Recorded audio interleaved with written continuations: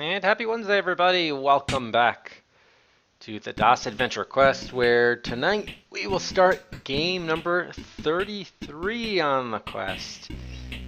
It's Neuromancer, selected by Vorpal Bunna, who is here. Hello, Vorpal. And hello, everyone. And happy International Museum Day, an international celebration held every year on or around the 18th of May, coordinated by the International Council of Museums, which has the pretty fun-sounding acronym ICOM. Makes it sound a lot more sort of important than maybe it is. The event highlights a specific theme that changes every year, and that is at the heart of the international museum community's preoccupations. 2016's theme is Museums and Cultural Landscapes. And in honor of International Museum Day, let's take a look at today's International Museum Day trivia question, which asks you to name the top 10 most visited museums in the world. Which you see there, and obviously I know naming buildings is tough, so I've given you made it a little bit easier on you. I've also included the country flags there below. First person to correctly name each of these 10 museums will get 3 bonus Cedrics for each museum. Fletcher kicks us off with Guggenheim. No, that's wrong, but he does get the Louvre. The Louvre is correct. That's right there, number 1 is the Louvre. Smithsonian, you're going to have to be more specific because the Smithsonian is technically many different museums, so we need something more specific than Smithsonian. Versailles, no, Versailles is not there. Vorpal says the British Museum. That is correct. Number 5 right there, that's the British Museum. Nicely done, Vorpal. Where's my pen here? Just so I'll be able to do some scorekeeping. Yeah, Mochum says Louvre. Yeah, Fletcher already got Louvre. Vorpal says the Met. Yes, the Metropolitan Museum of Art in New York City in the US. That's right there. That's number 6. See then, Vorpal. Fletcher says Smithsonian Institute of Technology. Nope, that's not there. The Flugelheim says Ninja Gaido. No, Flugelheim, not in the top 10. Lirael says the Natural History Museum. Let's see if do we have Natural History Museum. You're gonna have to be a little bit more specific than just Natural History Museum. I can accept that. Tango says the Vatican Museums. Yes, that's correct. Vatican. Right there is number 7 in Vatican City. Nicely done, Tango. Okay, so that's 4 down. We got 6 to go. Hey, Abs, the ROM isn't there. The ROM. Fletcher says Forbidden City. No. Vorpal says the Natural Air and Space Museum. Yep, that's correct. Would you believe that's number 4 in Washington, D.C., the National, why did I say natural? National Air and Space Museum in Washington, number 4. Smithsonian Institute of Art. Do we have the Smithsonian Institute of Art? No, we do not. The Smithsonian Museum of American History. No, also incorrect.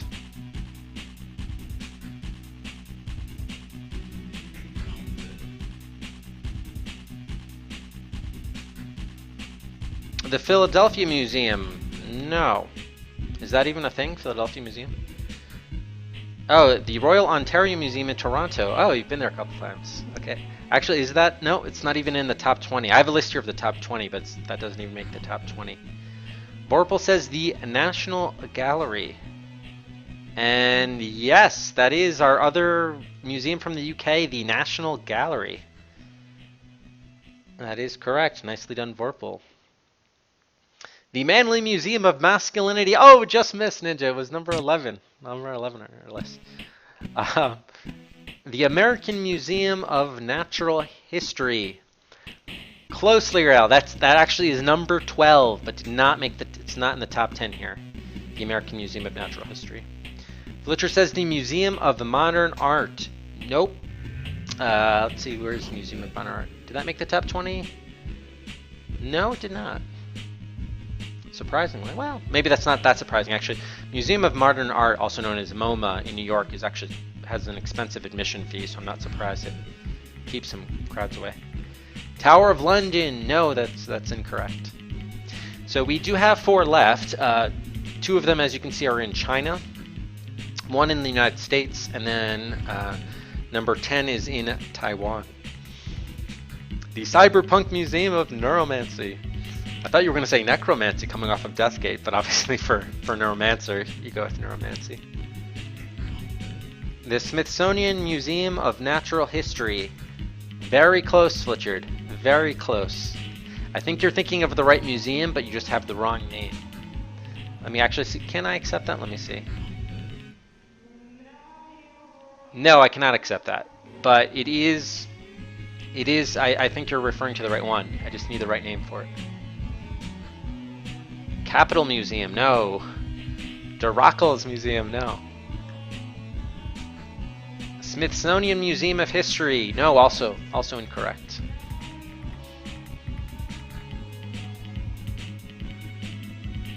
No, ROM isn't even the top visited museum in Canada. Actually, Abs, what is? I'd be interested to know what the top visited one in Canada is.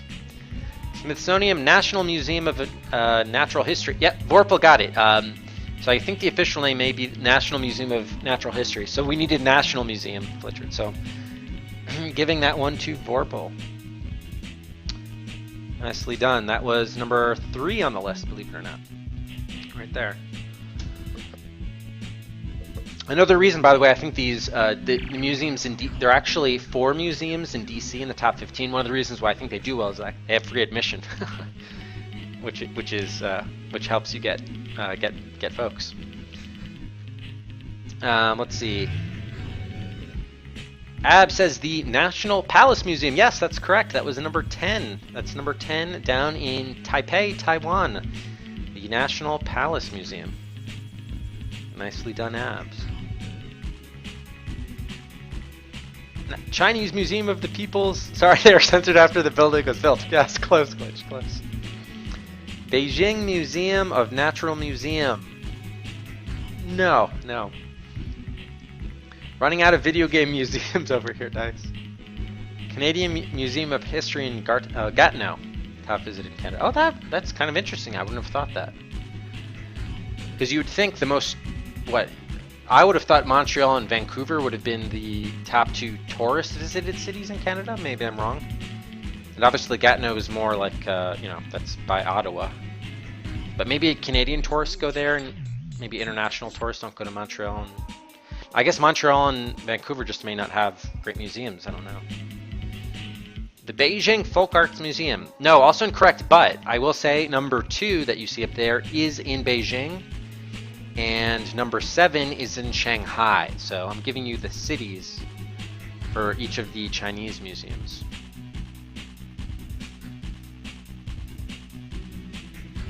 Shanghai Museum. You got two words there, Abs. 2 words are correct there. That museum does have museum in it, obviously, but also Shanghai. So Shanghai is there, but I need something more specific. I'm surprised Tate Modern is on the list. Tate Modern is number 13, Vorpal, so just misses the cut. In case you're also wondering, the Natural History Museum in London was number 11. Montreal Museum of Fine Arts is 2nd most visited in Canada. Oh, so ROM isn't even... Okay, so ROM's not even the top 2, yeah. Beijing Ancient Architecture Museum. Nope, that's incorrect. Beijing Museum of Natural History. No. Vorpal says Shanghai Science and Technology Museum is correct. Yes, that was probably the longest title here. But number 8 down here is the Shanghai Science and Technology Museum. Vorpal, cleaning up with the museums. All right, so we just need one more. We're looking for just number 2 in the world, believe it or not, of most visited museums. And I think did the bot die? Music died? Yes, it did. Let me bring that back up. Beijing Museum of Contemporary Art, Shanghai Museum of Contemporary Art, Shanghai Museum of Glass, Shanghai Museum of Modern Art, all wrong. National Museum of China, yes, once again, Vorpal gets it just ahead of Mochum. Number 2 is indeed the National Museum of China in Beijing. But Beijing not part of the museum name. So there are your 10 museums, and wow, Vorpal, you got 7 of the 10. Nicely done. So that means we're going to give, Vorpal is going to get 21 bonus Cedrics.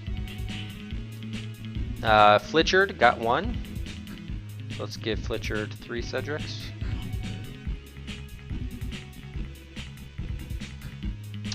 Tango got 1.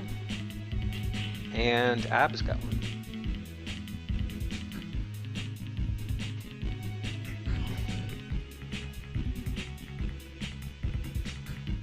I just don't want you to feel bad. Yeah, nice. But anyway, it's International Museum Day, guys, so if you haven't been to a museum already, there's probably not time left in the day to go to one to celebrate. Alright, and with that, today we're starting Neuromancer, game number 33 on the quest. Yesterday we finished up Deathgate. Final time there was 18 hours and 30 minutes, and in fact, Glitch had a guess of 18 hours and 37 minutes, so it was 7 minutes off of the final time. So Glitch ended up getting, because his guess was within 7 minutes, ended up getting 250 bonus Cedrics for nailing that. Just before we start Neuromancer tonight, everyone will have an opportunity, so stick around for that, to also make a guess of your own and potentially cash in big on some bonus Cedrics. That's the second game in a row we've had someone actually guess the final time within 10 minutes. So it's very impressive. Yeah, well, there's no you know, using external resources, whether it be Google or whatever you can get your hands on. Nothing against the rules. This isn't a Jeopardy or something where we're putting you up on stage. You can, whatever you have to do to get the answers will work.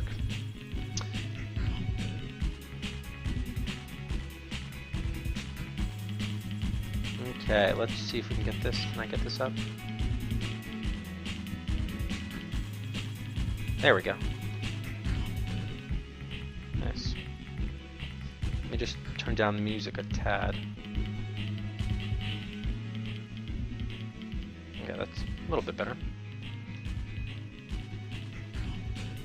Hey, Tom. The number of adventure games went up. Yes, it did. I discovered through the helpful guys at the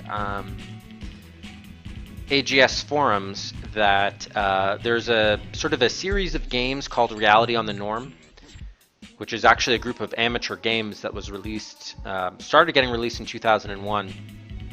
It's actually still going, I think.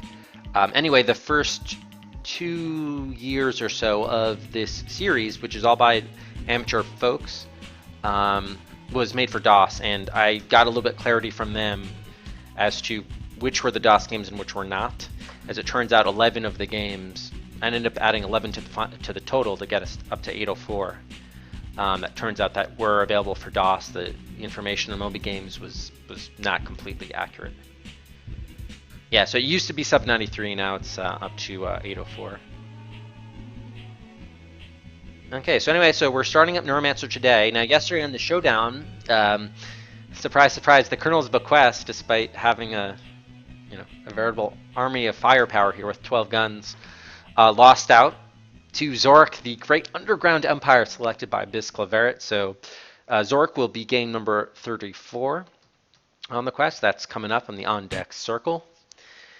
And Space Quest 2, Chapter 2, Valhall's Revenge, was elevated off of the viewer queue, selected by /tangent. So that'll be in the next showdown. Now, notably, Zork is actually going to be the last game to occupy the next game slot.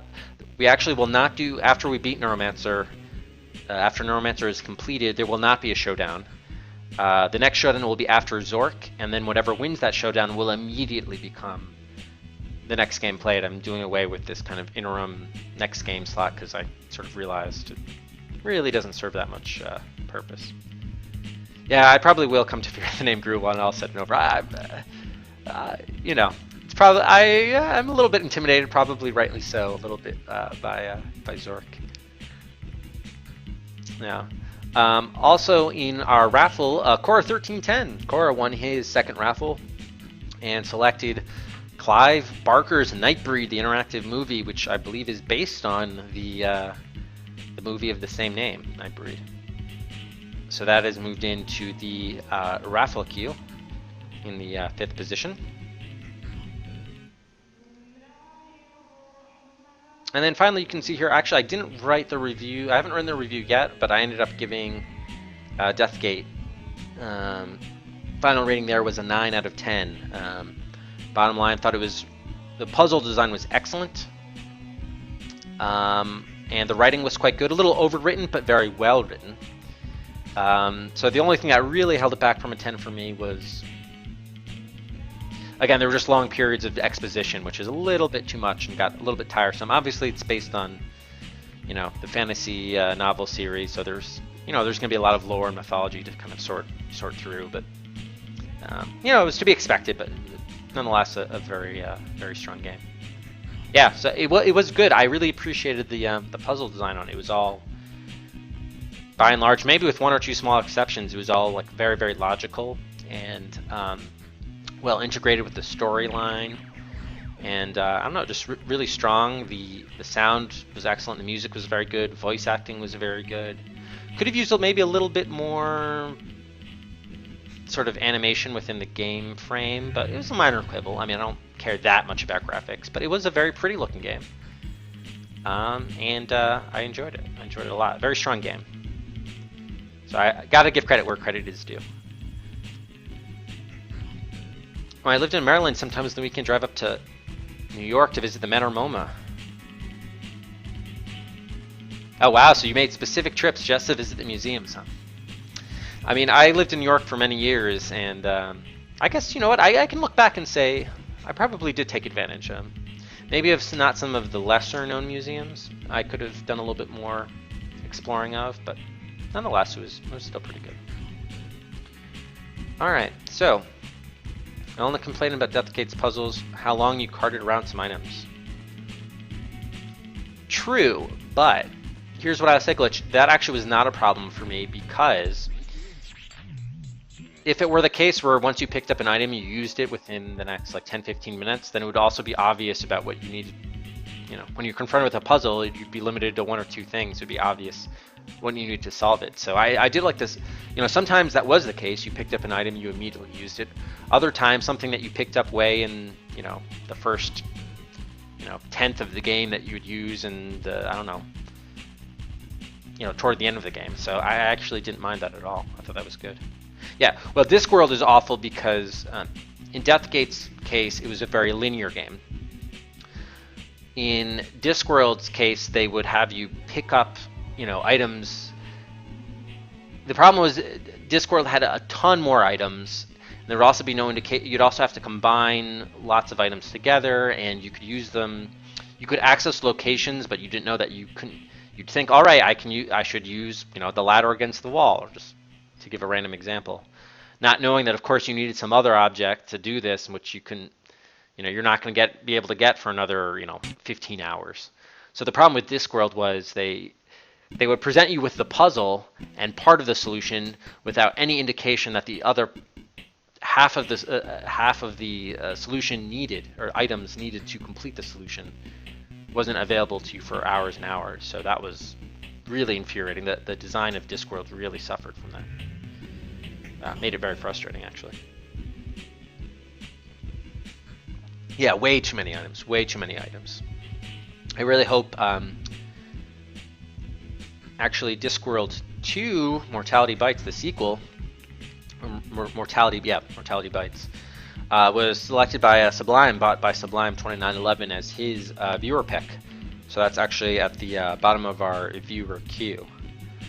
So we will be seeing that. Hopefully they improve that somewhat. But considering it's released the very next year, I'm not holding out all that much hope for it. Oh yeah, well I hear the books are quite good though, right? By Terry Pratchett. Yeah. Right, and Deathgate was nice in that regard, helping you declutter from time to time. Alright, let's take a look now at Neuromancer, game number 33. So Neuromancer, an adventure video game developed by Interplay Productions and published by Mediagenic. And Matt, thank you for the host. And actually, was Twitch Alerts down? I thought... Oh, and Tom, you also hosted as well. Thank you, Tom, for the host.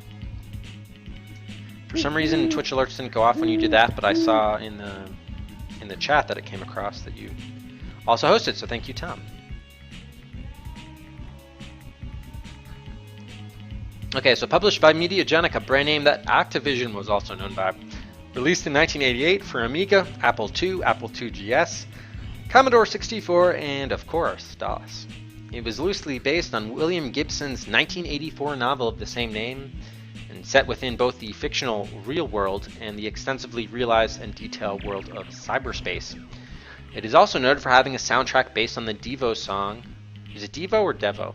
I'm going with Devo.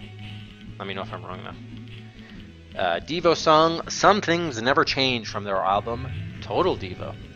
The gaming rights at the time were owned by Timothy Leary, who brought the project to Interplay to develop. Is that the same Timothy Leary?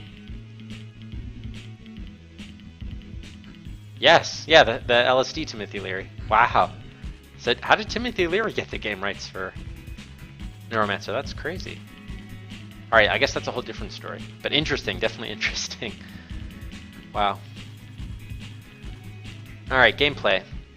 The gameplay was split between a traditional adventure setting, where a player could interact with real-world inhabitants within Chiba City, and a 3D grid representation of cyberspace once he'd managed to regain access. Different real-world locations led to different grid sectors, thus developing the plot and enriching the immersion. I'm not going to read too much about this, just because we're probably going to go over it in some detail in the manual, so I don't want to duplicate it.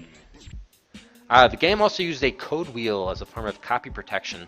The code wheel was necessary to access the PAX terminals in the game at certain points, and without it, the player hits a dead end in the plot. Okay, I don't know if this version removed the copy protection or whether we're going to run into that. If we do, I'm going to obviously have to look up to get a hold of some of these code wheels. The game is loosely based on the events of the novel Neuromancer by William Gibson, which I think was published in '84. Locations, characters, items, and nuances of cyberspace from the novel appear. Taking place in the year 2058 in Chiba, Japan. The plot centered around the protagonist attempting to discover the truth behind the mysterious disappearances of his friends, as well as other, less friendly cyberspace cowboys. Unfortunately, the player's character has fallen on hard times and has had to pawn his cyberspace deck. He wakes in a plate of Ratz's famous spaghetti, and the first order of business is to find some way to retrieve his old deck from the nearby pawn shop. Okay, I don't want to do any plot spoilers here. Alright. I can go full cyberpunk and hack it. Nice, Ninja. Dreamweb, the game where clicking on a fence you saw at the beginning of the game that did nothing before now does something. Yeah, Dreamweb. Dreamweb has a particular spot, and that's a relatively short game, but it took me 15 hours to do it because literally I spent 8 of the first 9 hours. Essentially, I missed like what were those things called? Cartridges, whatever. I missed one data cartridge in a room that had like 10 of them, along with a bunch of other random junk. And because I missed that, I couldn't like proceed. So I spent the first 9 hours of the game going around and around trying to figure out how to, make it through a particular point when I just needed the cartridge to do it. So yeah, I don't have a lot of love for Dreamweb for that reason.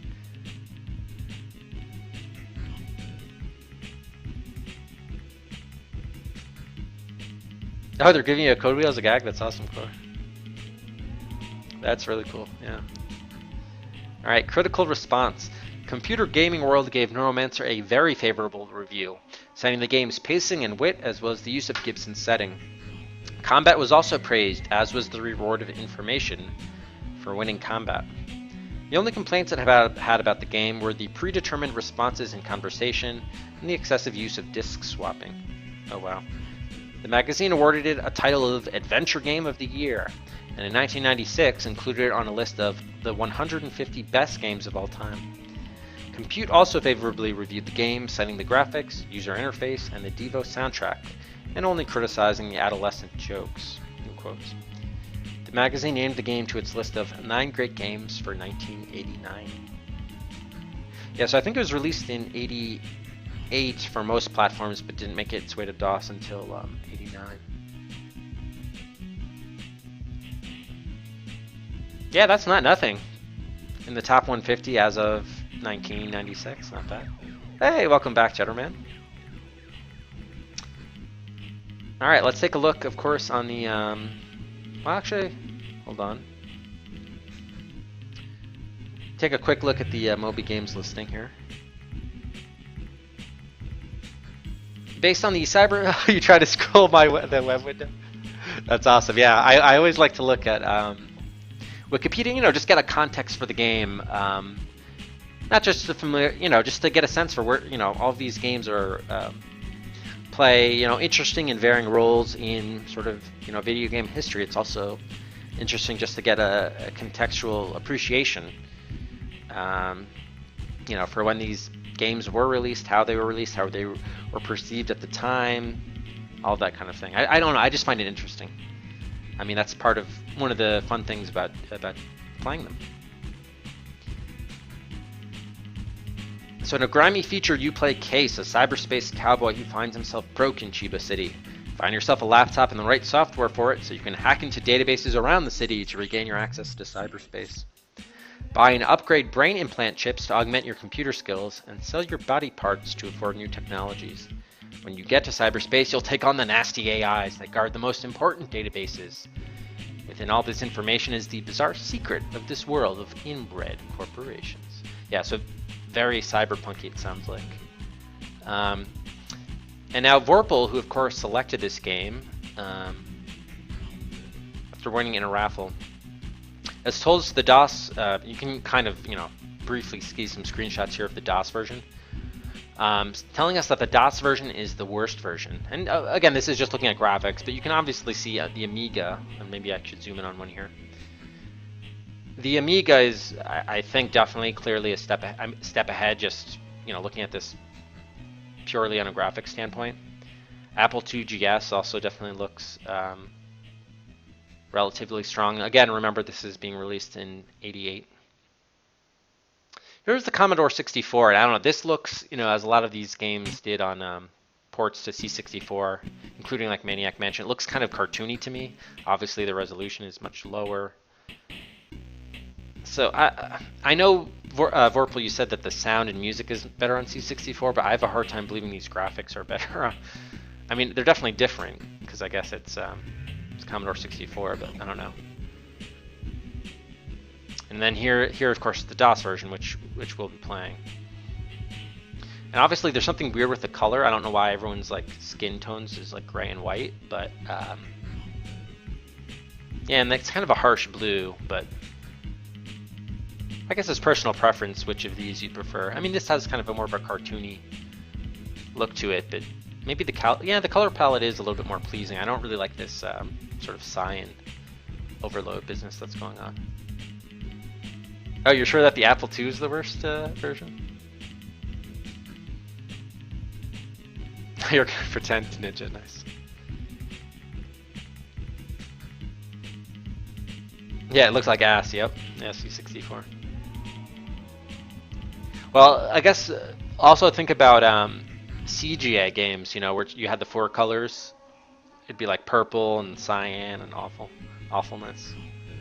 I mean, yeah, it really depends game to game, but here you can at least get you know, a sense for how DOS does sort of stack up with the other versions. All right, now we're gonna take a look. Of course, this is the Museum of Computer Adventure Game History. So here, of course, you have the, I need to, there we go. So here, of course, is the box cover. I guess this must have been the back, right? Nowadays, hacking is in somewhere you don't belong can get you in trouble. In 100 years, it will get you killed. Might get you killed today too, depending on how you do. Depending on who you're hacking or what you're hacking.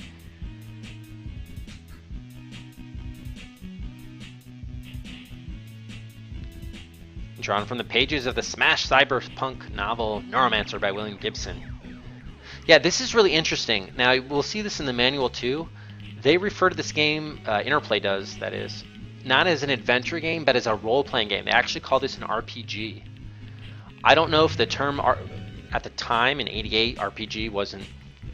I mean, I don't know, because I haven't played the game, but it doesn't strike me... I mean, Moby Games doesn't list this as an RPG. I don't know if there is the sense of building up skills and things and like sort of core RPG elements. That sounds really weird why that self-identifies an RPG. That's kind of weird. Soon to be a major motion picture from Cabana Boy Productions. Now, wasn't that... I don't think that ever happened, did it? Did it get canceled? Does someone know about Neuromancer movie? I actually tried looking at this in IMDb, but they said it was like in development or something. So I don't know if that actually happened. Was there a Neuromancer movie released?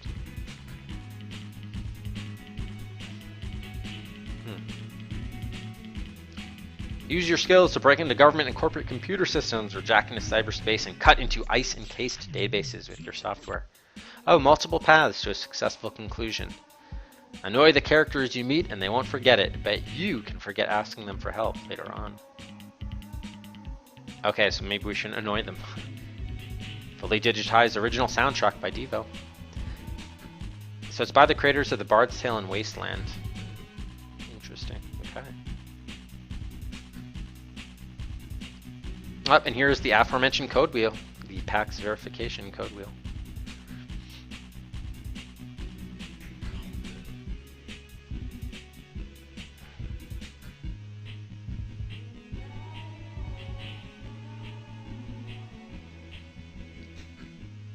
Oh, and there's the 3.5 floppy disk.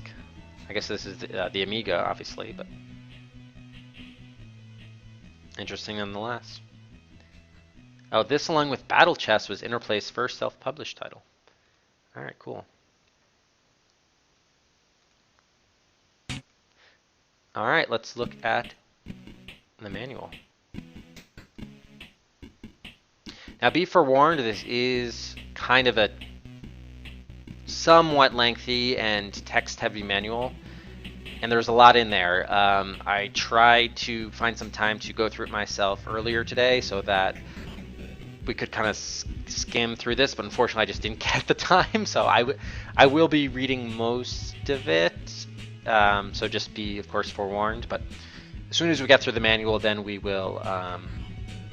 obviously, take your guesses for game time, and we'll start. Angelina Jolie. Oh yeah, Hackers. Yeah, that's been on my Netflix queue forever, but it's always getting bumped down, so I never have actually watched it. Okay. Welcome to Neuromancer from Interplay Productions. You may have heard of some of our other products, such as Wasteland, Task Times in Tonetown, and the Bard's Tale series, all of which were published by other companies. Neuromancer and Battle Chess are our very first games to be published under the Interplay name. We would love to hear any comments you have concerning the products we make. Most of all, we hope you have fun. Thanks from the crew at Interplay, from Costa Mesa, California. Programmed by Troy A. Miles in a four-man design team. Bruce Balfour, Mike Stackpole, Brian Fargo, and Troy Miles again. I just think this is great. Look at one of the testers named Bruce Schlickburned. What a great name. Fast DOS by Bill Berger Heinemann. And special thanks, oh look here, Timothy Leary again, for all his help and inspiration for making Neuromancer a reality. Fargo, Balfour, and Bill Berger. Yeah, Bill Berger Heinemann. If only it were a Heineken, right? Then you could have a burger and a Heineken together.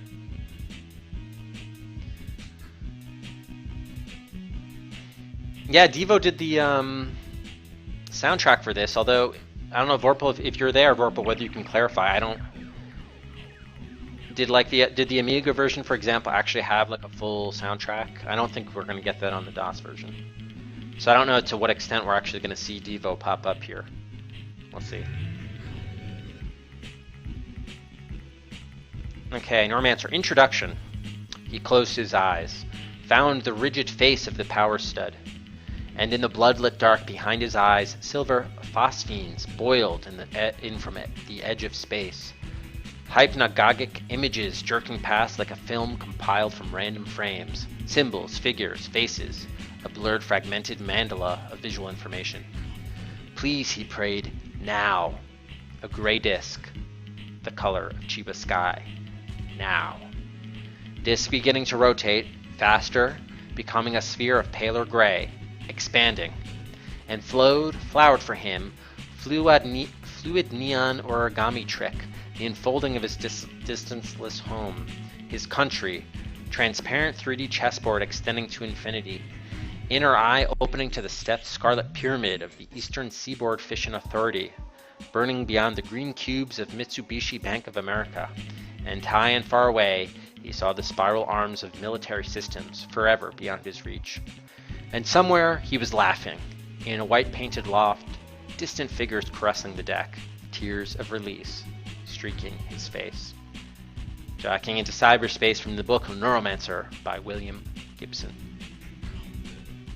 Oh, so they don't have, so even the Amiga version does not have a full soundtrack. Interesting. Okay. The Matrix has its roots in primitive arcade games, said the voiceover, in early graphics programs and military experimentation with cranial jacks. On the Sony, a two-dimensional space war was faded behind a forest of mathematically generated ferns, demonstrating the spatial possibilities of logarithmic spirals. Cold, blue military footage burned through. Lab animals wired into test systems, helmets feeding into fire control circuits of tanks and warplanes. Cyberspace, a consensual hallucination experienced daily by billions of legitimate operators in every nation, by children being taught mathematical concepts, a graphic representation of data abstracted from the banks of every computer in the human system. Unthinkable complexity. Lines of light ranged in the non-space of the mind, clusters and constellations of data, like city lights receding.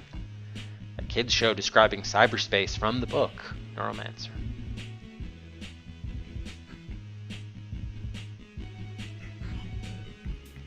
The real world. Neuromancer is here again we see it, a science fiction role-playing game set in the year 2058, which I still don't understand, but does anyone have any insight on why they would call them self-identify as an RPG? Because we play the role of a character? Are they taking it literally? I don't know. Your real-world location is Chiba City by Tokyo Bay in the Kanto district of south-central Honshu, Japan. Chiba is a magnet for the sprawl's techno-criminal subcultures, notorious for its shadowland of black medicine and body shops.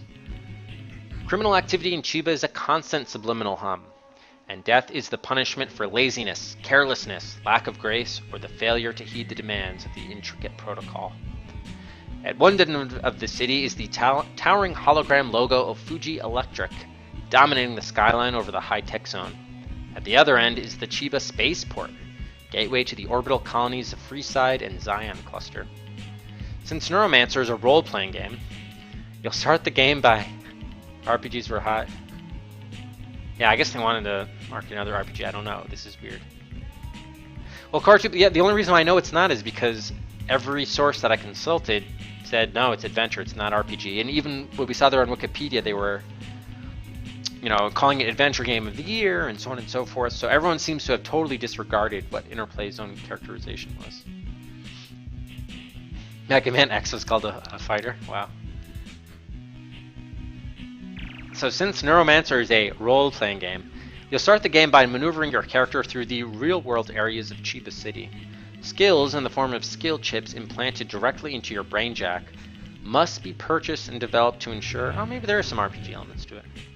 So maybe it's like Elvira, in that sense. To ensure your continued survival in this complex world. Skills will be discussed later in more detail. In the real world, interactions with the citizens of Chiba are important.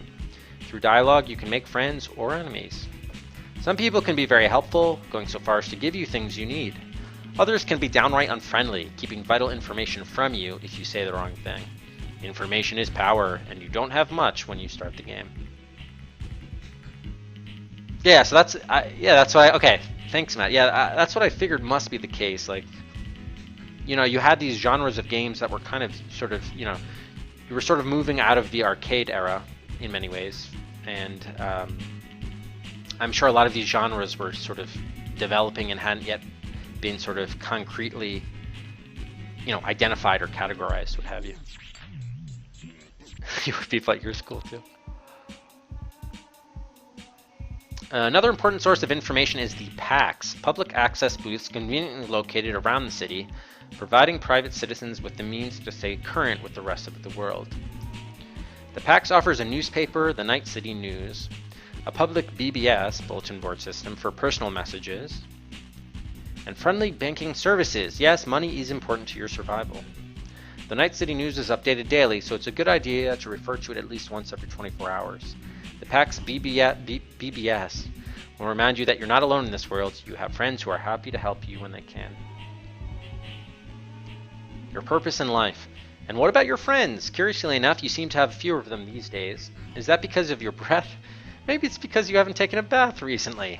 Or in Chiba City, is survival more valuable and less costly than friends? You've heard rumors that several cyberspace cowboys have disappeared, and not all of them were your friends. Where have they gone? You suspect that the answer lies in cyberspace, but you've fallen on hard times. You had to pawn your deck for some cash as soon as you arrived in Chiba City. You spent the last 2 days in a drunken stupor, wondering what to do. Now it's time to act.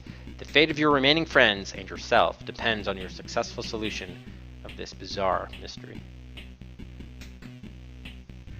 Hey, Kaloom.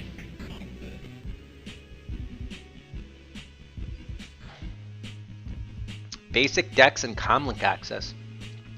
The best way to get started in your quest is to locate the basic hardware, your deck, and the software needed to jack into the public computer network. Okay, it's probably a good thing to make note of that. Locate hardware, deck, and software to jack into, say, whatever, public network. Hold on, what was the overall goal of the game? Just so I can put it for people. Oh, that people have been disappearing. We have to see what's going on without getting disappeared ourselves. Alright. Having already spent a short time in Chiba before the game begins, you'll find a basic deck with comlink software waiting for you right where you left it, wherever that is. Wait, so didn't we pawn it? So we have to probably go back to the pawn shop. Yeah, they said you pawned it, okay. Deck hardware and software can be upgraded at several locations in the city. Money is the key factor.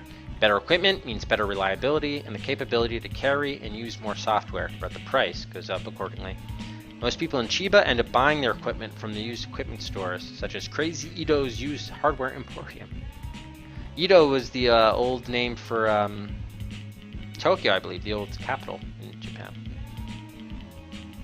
Or was that Kyoto, actually? Might have been the old name of Kyoto, I can't remember. But Ito has a limited stock, so serious cyberspace cowboys buy from Asano Computing, the only local dealer who carries full-blown matrix simulators called cyberspace decks.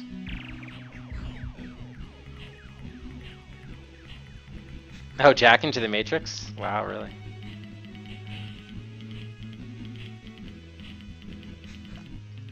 So if we're serious, we're going to go to Asano Computing, okay. So maybe we should buy and upgrade there. Okay. Normal comlink access requires the use of one of the cyberspace jacks scattered around the city. With a basic deck and comlink software, you can use these jacks to access computer systems, bases all over the world. If you know the comlink access code for a particular base, you can reach it with the proper level of comlink software. Low security bases require only comlink 1.0 for access, but the corporate and government bases with the highest security require comlink 6.0 to make a connection. So that might be... I was trying to find something to indicate game progression, maybe sort of security access might be one way to do that. If we start at 1.0 and we could like upgrade, along the way, get higher security clearance, something like that. We'll see how it goes. I don't know. But I couldn't find anything from a brief survey as to how to indicate progress there at the top. Keep in mind that the cyberspace jacks are used for both comlink and cyberspace access. Comlink software can get you there, but most bases are protected by passwords. Wait, so they're access codes and soft passwords? What? Certain bases will get you a visitor's password in their introductory message, but most passwords must be located by you. Some passwords that you come across will be coded, requiring the use of the cryptology skill chip to decipher them before they can be used for entry to a base. Okay. As rumors have it, bases can often be penetrated at the lower levels with a new kind of software that allows you to bypass the simpler password systems. Once you've been admitted to a base at a given level, you have access to everything contained in that level of the base. Many bases have multiple levels of access, each level requiring a different password. My God, this is a very complex sort of access system here, it sounds like. With bases and software and access codes and passwords and levels and blah. If you can log on to a database at a higher level after finding its password, you will have access to more of the contents of the database, including secret information. Valuable software can also be downloaded from some of these bases. You'll be automatically charged for your comlink access time, so use your time wisely. Oh, this is like the old days of the internet where they charged you on like a minute-by-minute basis. So use your time wisely because it will be limited by the amount of money you have on your credit chip. When you are logged onto a database, time passes at the same rate that it does in the quote-unquote real world. Cyberspace. Once you get a cyberspace deck, you'll want to access the matrix itself, also known as cyberspace. Hidden from the common citizen who is limited to accessing bases through the comlink system, the cyberspace grid represents information in its pure form. All of the private, corporate, government, and military bases can be reached in cyberspace. Many of these bases can be reached only from the cyberspace because they are isolated computers with the highest levels of protection. Visually, cyberspace is a three-dimensional representation of all of the bases, which look like geometric shapes. These bases are laid out in specific zones of the horizontal cyberspace grid. In actuality, cyberspace is just an image generated in your brain by your cyberspace deck. Without the deck, cyberspace would just be a complexity of information that humans would never be able to understand. In operation, you might compare travel in cyberspace to driving around in a city. The streets are represented by the lines of the grid. The buildings are the geometric shapes of the bases. Your car is your cyberspace deck. Okay, that's a good analogy. As with moving around a city, you can keep driving past the buildings or stop and enter them if you can get past the security guard. Speaking of security guards, you may have guessed that you can't just waltz right into a base, even though you're entering from cyberspace. Each base is protected by ICE, which is designed to keep unauthorized users from accessing private information contained in the base. So ICE, that's just like Ripper, right? They also called that ICE was like the defense system to these sort of cyberspace installations.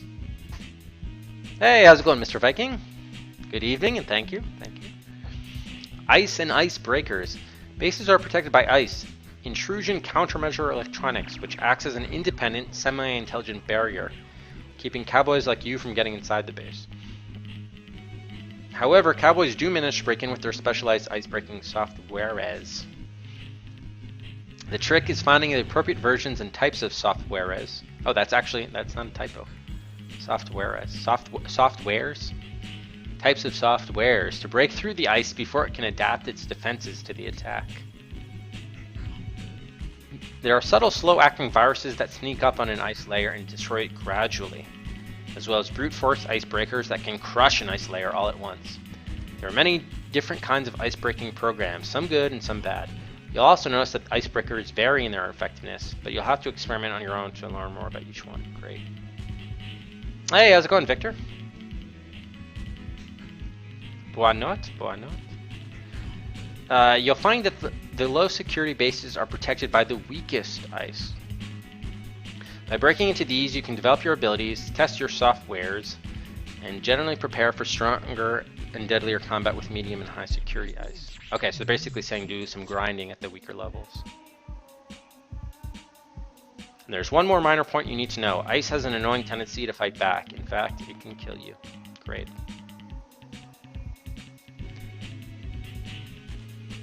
AIs. Certain bases contain a second line of defense. My god. This is all about just breaking into bases, isn't it? An AI, which stands for artificial intelligence. Beginning with primitive 20th century attempts to model human intelligence in computer programs, modern-day AIs have developed into individual entities capable of being granted citizenship by certain countries. Wow. Specially programmed for the military and for corporations that can't afford them.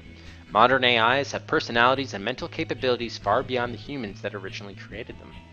Among other tasks, AIs run large corporations and design the ice that protects bases in cyberspace.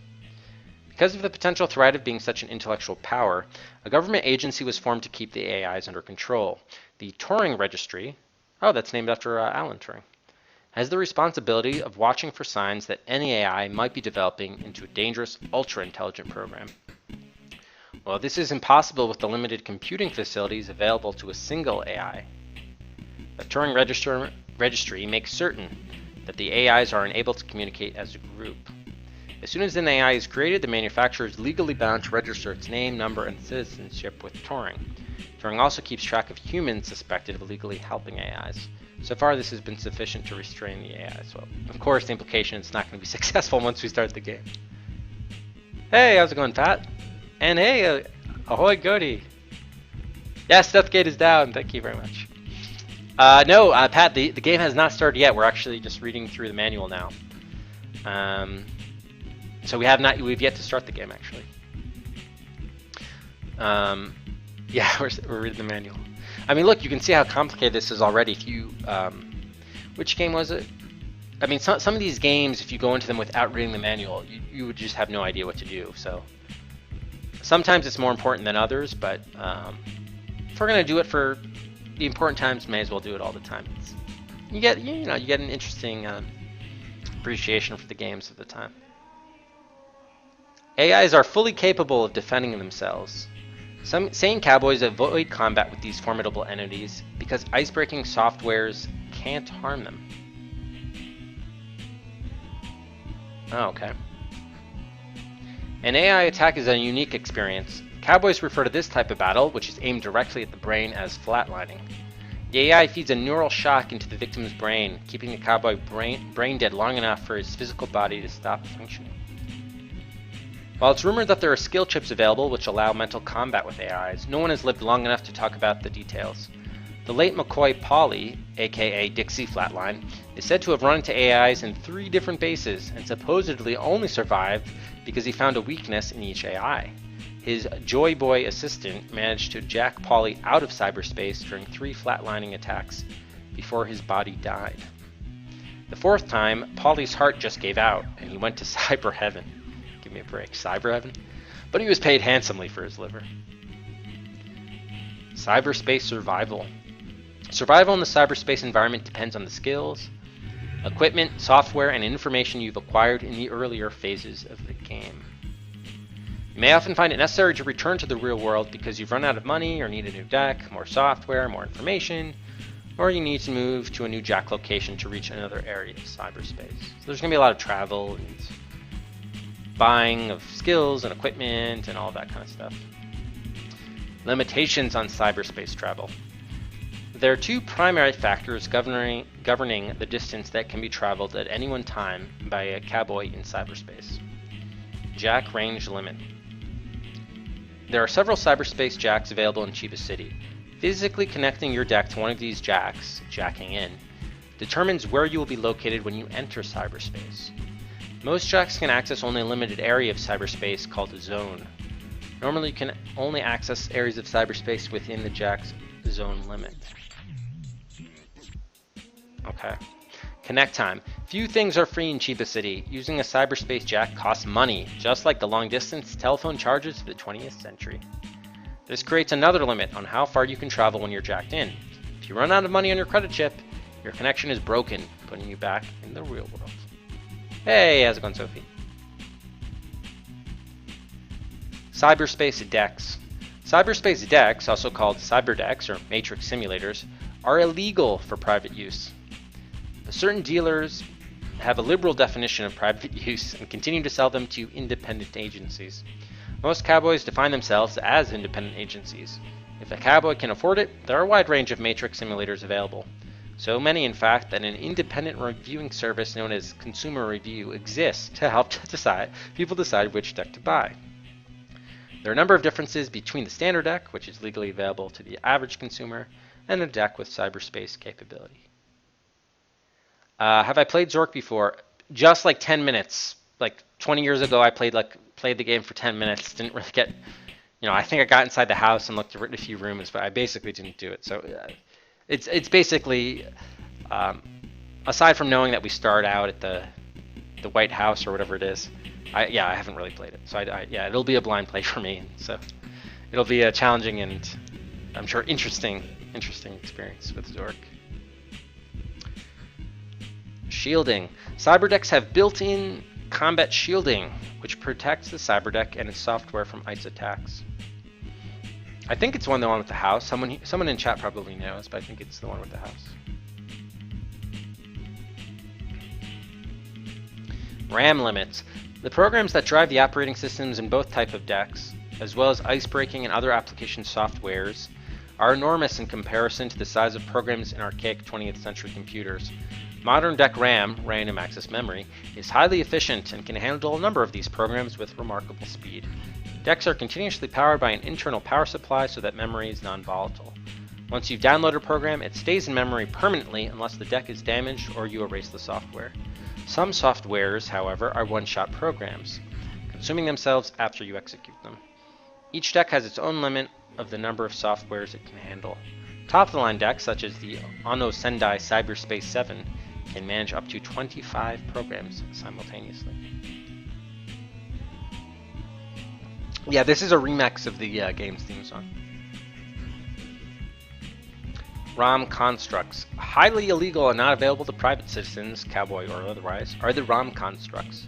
Each ROM construct is a recording of an individual human's personality, responses, knowledge, and memories.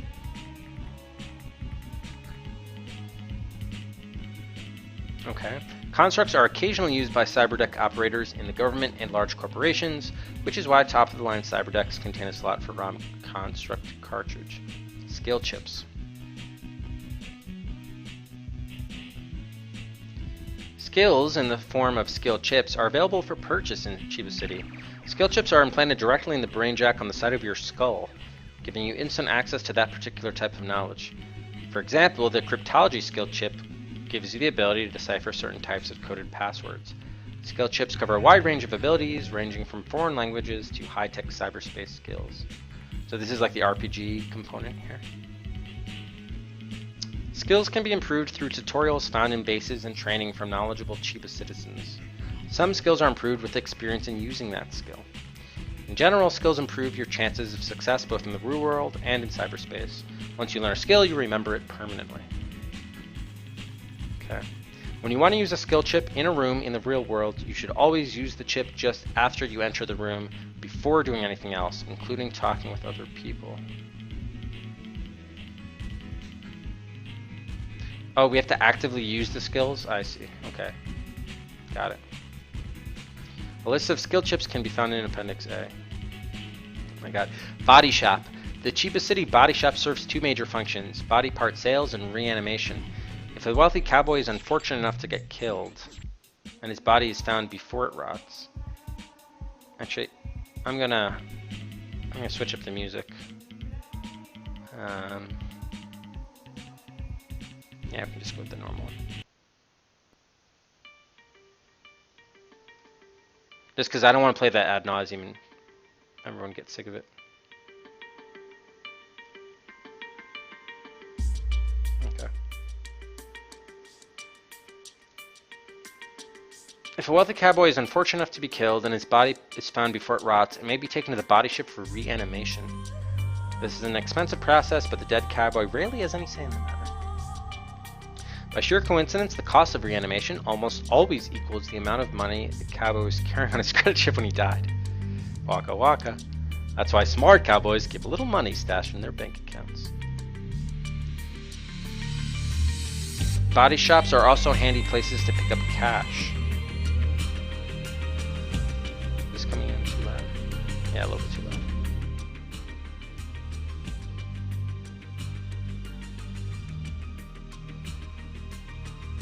Of course, the drawback is that you have to sell one of your body parts to get the money, but who needs a spleen anyway? Important body parts is determined by the body shop will sell for more money. Curiously enough, you'll find that the important body parts tend to be the same ones that most affect your constitution level if you sell them off. As a public service, the body shop replaces any part you sell them with a cheap plastic replacement. Replacement parts are almost as good as the real thing, except for their short life. Fortunately, you can buy your parts back when you get the money together for a higher price if they're still available. So it sounds like there's a lot of stuff we're going to need to buy. Equipment, software, body parts, God knows what else. Yeah, organs, yep, spleens and things. Life and death. A wise philosopher once said, "Death is when your constitution hits 0. Life is anything above that." While walking around the real world, there's little chance of losing your constitution, but in cyberspace it can get whomped on by killer ice. If you find yourself sawing off lots of your flesh at the body shop, keep in mind that cheap plastic equipment organs don't suit your system very well, and you won't ever have as high a constitution as you would with good natural body parts. You can monitor your constitution by using the mode command icon. A note about taking notes. You'll discover many passwords, link codes, ID numbers, and other bits of data throughout the game. You'll have to thresh through the information yourself and decide what's important enough to write down. We provided pages in the back of this manual for note-taking purposes. Of course, we have our own notepad. Conversations. In talk mode, you can carry on a conversation with other characters in a room through the use of word balloons. Word balloons allow you to choose among several responses or questions or appropriate to the situation in the room. Tell me about.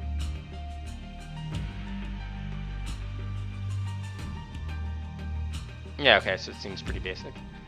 Keep in mind that not everyone in Chiba City will want or be able to answer all of your questions. Your credit chip.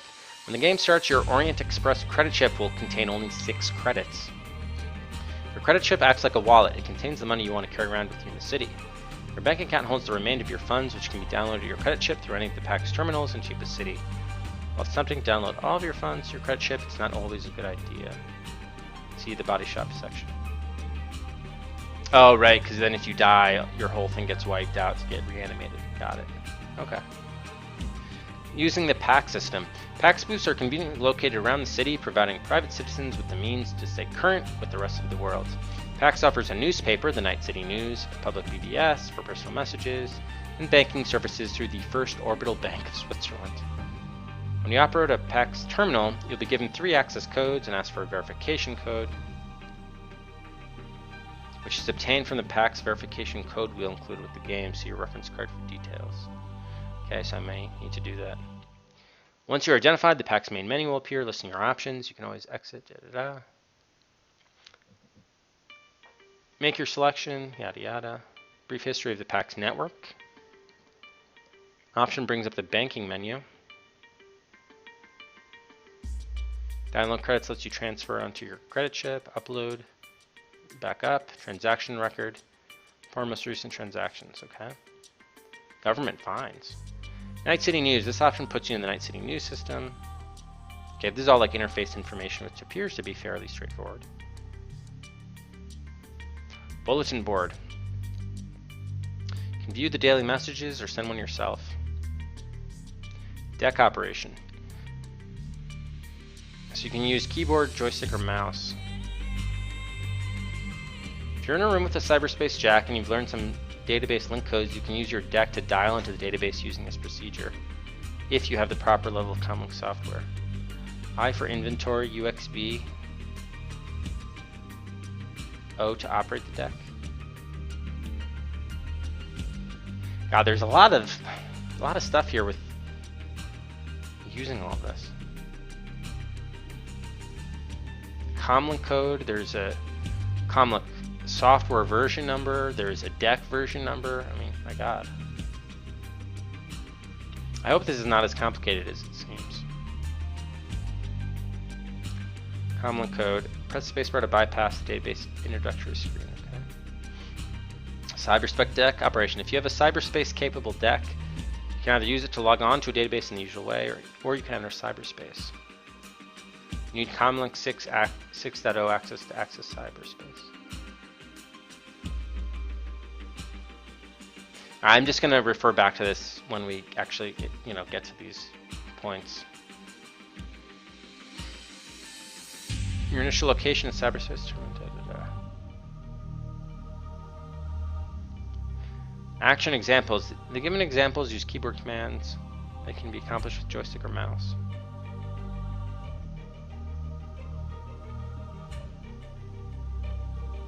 Okay, I guess we'll try using mouse, but we'll see how it goes.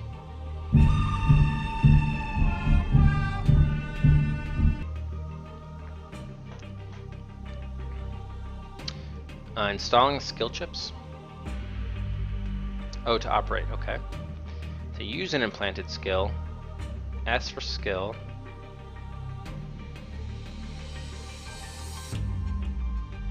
Okay. Downloading software to your deck. When you're in the software library of a database, viewing a list of programs, maybe I should download. Okay. So much stuff. Alright, a lot of this looks pretty straightforward. We'll just see what the thing is. Here's the list of skill chips in Appendix A. Cop talk, bargaining, cryptology, musicianship, software analysis, debug, hardware repair, ice breaking, evasion, and zen. You'll find other skill chips throughout the course of the game, but you'll have to find out about those yourself. Try as many as you want if you can afford them. Alright, here we have database notes, cyberspace notes, and just regular notes. Limited 90-day warranty. Troy Miles. So this is the designer and programmer, right? It's hard to believe that it has been a year since Neuromancer was conceived. It has been a long and arduous adventure, spending day after day, night after night, pushing myself to the max, forsaking sleep and fun to the ideal of making the best game I could. And now it's done. I hope that everyone out there has as much fun playing Neuromancer as I did writing it. Now that it's finished, I find my head is so full of ideas that maybe, after I've had time to rest, I'll think about doing a sequel. And I don't think he did he? No truly great game is done by one person anymore, so I'd like to thank the following people. Bruce Balfour and Mike Stackpole for the game design. Charles H.H. Weedman III for putting all his heart into every picture. Tom Decker, Bruce Schlickburn, and Bill Wees Dugan for all their helpful suggestions. Bill Berger Heinemann for Burger Das. Brian Fargo for understanding why it took so long. It's probably his boss or something. Lisa Arnold for telling callers he's in a meeting. And most of all, my wife, Lineen, that's an odd name, Lineen, and daughter Ashley for allowing me to work 24 hours a day, 7 days a week to finish it. Oh, and that's Troy Miles here. Charles H.H. Weedman III and Bruce Balfour. Check out those mutton chops. Nicely done. Nicely done, Bruce Balfour. And that's the manual. If you can believe it.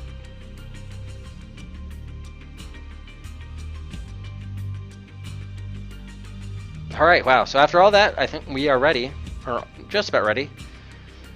But we're ready for now to take time guesses. How long do you think it'll take to complete Neuromancer? If you can guess both hours and minutes exactly, you'll get 500 bonus Cedrics within 10 minutes, as Glitch just did for Deathgate, and as Akago and Dino did for Mean Streets, you'll get 250 Cedrics. If you're within a half hour or 30 minutes, you get 100 Cedrics. Within 1 hour, 25, and if nobody's within an hour, the closest person will get 20 Cedrics. It's free to guess, no cost to enter, so you have nothing to lose and everything to gain, because Cedrics are everything in this world. So Tango is going with 1632. Vorpal 2227. Okay, Vorpal, that number encourages me because based on what we saw with all these access codes and things, I was afraid this is going to be a really long one. But if Vorpal, who picked the game, only thinks, I'd settle for 2227 myself. We'll see. Glitch says 2318.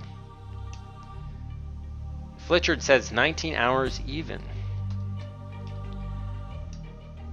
Cody says 31 hours and Kappa minutes. Cora says 22 minutes. Yeah. Yeah, I'm sure that's really gonna happen. Yeah. My big brain. Yeah, you could be trolling me there, Vorpal. That would be, or not trolling me, but kind of like a well, not exactly like a shark, but yeah, lulling, trapping me. False sense of security. Robo, hey Robopox. Robo says 20 hours, no more, no less. So 20 hours even. Abs goes with 2601. And Pat, hey Pat. Pat, by the way, you can make a viewer pick if you want. You have enough Cedrics. You can add a game to our list, any game on the list that hasn't been that's eligible to be selected. OVG goes with 2519. Okay, cool. All right, well, I'm gonna. Mochum goes with 1416. Oh, by the way, I never gave out a bonus Cedric for the start of the game, so let's do that. Or for the start of the stream, I should say. We'll give everyone a bonus one there.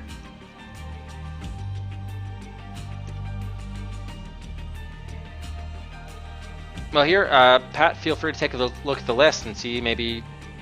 You don't have to think one off the top of your head. You could just go down the list and see if one strikes you. All right, so last call for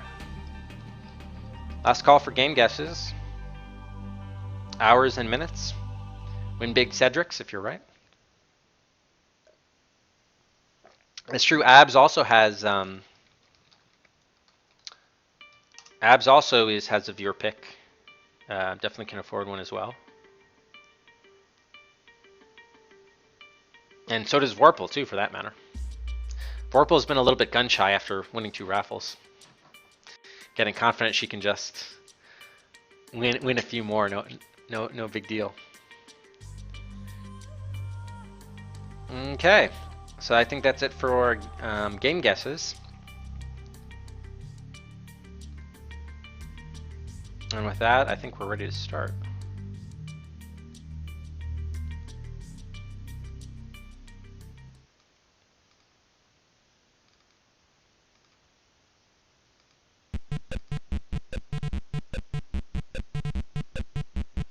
The viewer pick is a waste of precious owls. I disagree with you there, but anyway, welcome everyone to the beautiful and dulcet tones of the PC speaker.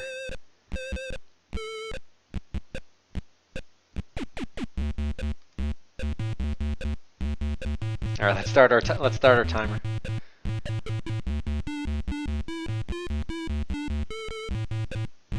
Now the good news here is that the DOS version, which we're playing, does not have a full soundtrack. So it's not like, you know, we're gonna be inundated with this bleeping and booping the entire way.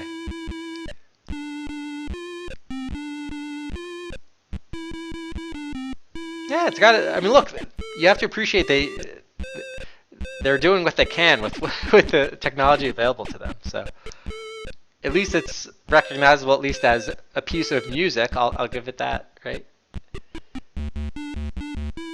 Okay, let's start. Your name? Hippo.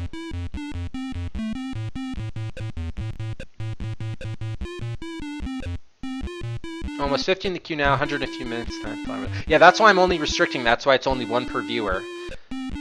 The flip side to that, Mr. Viking, is you can spend Cedrics to move games up the lists. So it's not just like it's stuck behind, 50 other games. You can move it up. Hey, Conetta. And just like that, guys, by the way, you see now the music has stopped. So the question is what I'm going to play as background music for most of this, and I really don't know.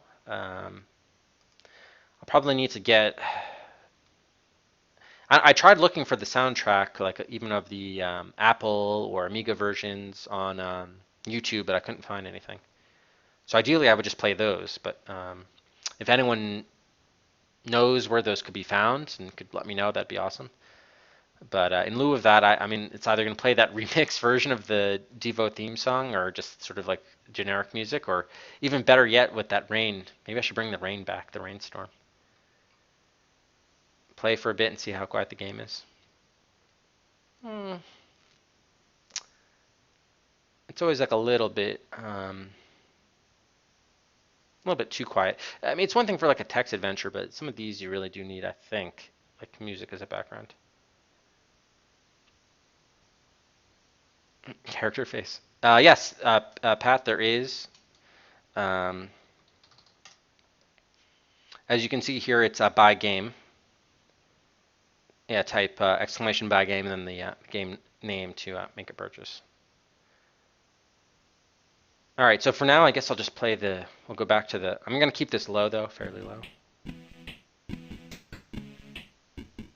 But maybe I'll find something before the next stream. I'll find something, maybe like a playlist of some other, like something with a cyberpunk sci-fi bent to it. That would work. All right. So we got $6. All right, you've just spent the night sleeping face down in a plate of synth spaghetti in a bar called the Chatsubo. After rubbing the sauce out of your eyes, you can see Chiba sky through the window, the color of a television tuned to a dead channel. A PAX booth is on the wall. Ratz's prosthetic Russian arm whines as he wipes the bar. His teeth are a webwork of East European steel and brown decay. I don't care if you eat that spaghetti or sleep in it. You've still got to pay for it. 46 credits. We only have 6 credits. So already we're starting off the game on a bad note.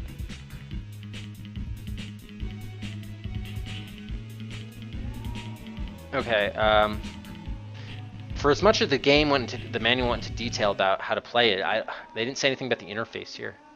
This looks like a graduation cap. What is? Oh, here are the disc options. Okay, let's get a saved game in here. We have 4 saved game slots, it looks like. Okay. This is the talk balloon, I guess. Sorry, rats, I can't afford it. Want me to give it back? How about if I owe it to you? You can trust me. I'm ready for dessert. Have you got any pudding for me to sleep in? I'd like to sleep on it some more, if that's okay with you, rats. How do we... Oh, I have to right-click to select which thing he's going to say? Because the other things were thoughts, and now he's saying it. Pay up, cyber scum. Use the PAX if you need money. Okay. Hey, stop. Come back. So that looks like the PAX icon. What is this? Oh, this is our inventory. We have a pawn ticket. What was the pawn ticket? Oh, that's to get our cyberspace deck, I think. I think they said that was the first order of business, yeah. Locate hardware deck and software to jack into public network. Okay. What is this? No. Oh, those are our skills. Okay. And these are our skill chips, maybe. Can't do anything with that. That was the disc options. All right. What about? Oh, that's the date. That's how much money we have. Oh God, it's a real-time game. Oh no, I hate real-time games. What is this? COM 2000. I don't know what that means. Is that con or com? I don't know what that means yet. Alright, so let's go to the, how do we look at things? PAX. Public access system, Matrix, Justice Booth, or Bank of Bern. Enter verification code. We don't know any verification codes. At least not yet. How do I, verifying access. Cheap Hotel, Larry Moe, and Asano Computing. Nope. Night City News, Rats, Asano Computing. What? What am I? I'm trying to press escape. How do I get out of here? I don't know the verification code. How am I supposed to get out of this thing? Quit. Alright, I guess we need to bring up the manual for me to look at these controls. Story of your life. Woke up in a plate of spaghetti. Okay, what were they saying about the PAX operation?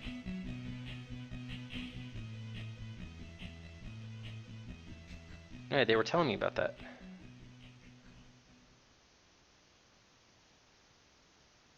I for inventory UXB.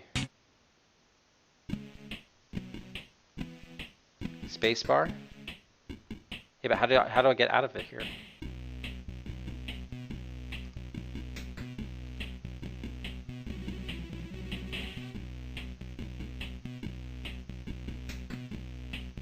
Yeah, they don't say how to get out of here. They don't talk about the actual interface of the packs, really. Spacebar? Spacebar does nothing.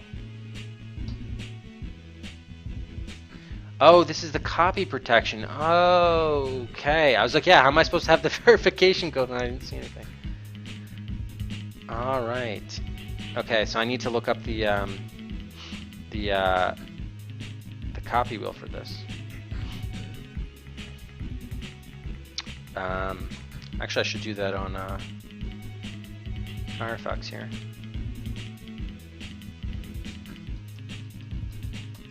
I see. So the three things they're giving there are where you have to line up the wheel to actually see it. Okay.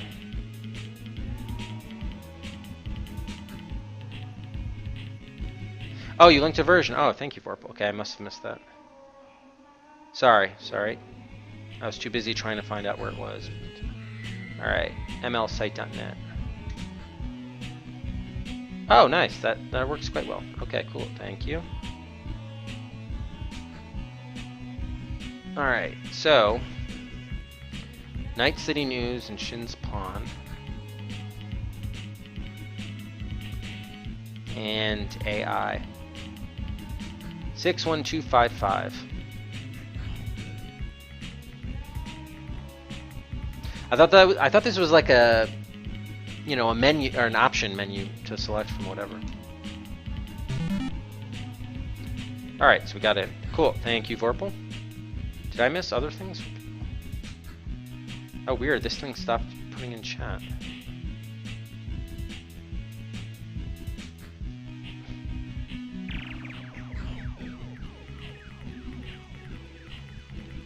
Hey, how's it going, Nikon? Gabo. But Gabo keeps on going with that crazy idea. Alright, so we can exit system, first time PAX user info. Probably should do that. Access banking interlink, Night City News, and the bulletin board. Let's do the user info. First time user information. PAX, the public access system, was first implemented as a result of the Gibson mandate, 2036. Obviously, a little bit of a nod there to William Gibson, the author of Neuromancer. PAX allows general access to the Central Database Interlink, CDI, with friendly interface system hardware, FISH. FISH. Designed for limited free access, LFA, to the multi-phased Public Information Library Core, MPPILC, in conjunction with the Swiss Orbital Banking, SOB, network, which is regulated by the Chiba City Public Database Regulating Agency, in concordance with the World Holographic Organizational Obligation for Electronic Eavesdropping, whoopee, guidelines established by the Balfour Act. With the institution of the Whoopee Protocol, LFA became possible within the MPILC system and the SOB network. The FISH contained within the PAX booth was ergonomically designed for optimal ECB. I mean, this is all a joke, of course. Within the specifications of the agencies involved, primarily CC Cadra and the SOB network, OVU makes operation of the PAX system a simple task for both the first-time user and the experienced adept. The implementation of menus and simple directions available in Lucid help files such as this one, in which simplified grammatical syntax and simple word choice algorithms have been employed to something. Ugh. All right, so I guess we need to do the. Actually, they said to look at the news each 24-hour period, so let's look at the Night City News. All right, November 16th, 2058. Bar food declared fatal. Oh no, that's bad news. That Chetsubo bar will be permanently closed today. Oh, that's where we are right now, right? According to the Chiba Health Department. Contaminated food. Didn't we just eat spaghetti? Contaminated food and toxic beer are the main reasons for the closure, although there have been other health violations. So far, 87 fatalities have been reported in connection with this investigation. Most of the fatalities occurred with Chetsubo patrons who drank more than 3 glasses of beer and ate the synth spaghetti, which is based on a home recipe. The spaghetti and beer combined in the bodies of the victims to create an explosive chemical, which was ignited by stomach acids. Wait, did that just end? Hold on. Oh, we just slept in the spaghetti? We didn't actually eat the spaghetti? I just figured we were eating the dinner and then we just like passed out. Okay. Cowboy disappears. Rumors are flying among the elite cyberspace cowboy community. Well-known Logic Gate crasher Jonathan E. has mysteriously vanished, causing speculation that he was killed in cyberspace by black ice, an illegal form of base protection. Okay, so that's a good note.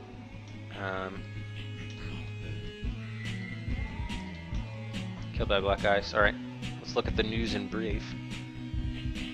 Farm animals kidnap UFO. Sheep says, we were just joyriding. Man eats his own head. He thought it was a donut, says the owner of Donut World where the incident occurred. Son of Fuji Prez missing. Mother whales, he's gone. President of Fuji Electric denies any connection with rumored corporate takeover. I guess that was just supposed to be a joke. Okay. Alright, so let's oh. Music came back?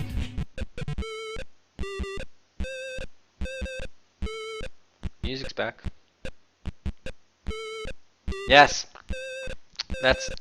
RoboPox always wants to know, did we lick this spaghetti? Yes. Did we lick? Did we kiss? Make any sort of oral contact? Alright, let's go to the bulletin board before we do the banking. Let's view messages. Oh, we got a bunch of messages here.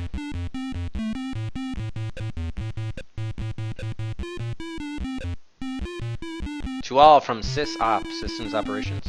Due to a building strike on the PAX building, all BBS messages on the system before November 14th were trashed. Sorry for the inconvenience.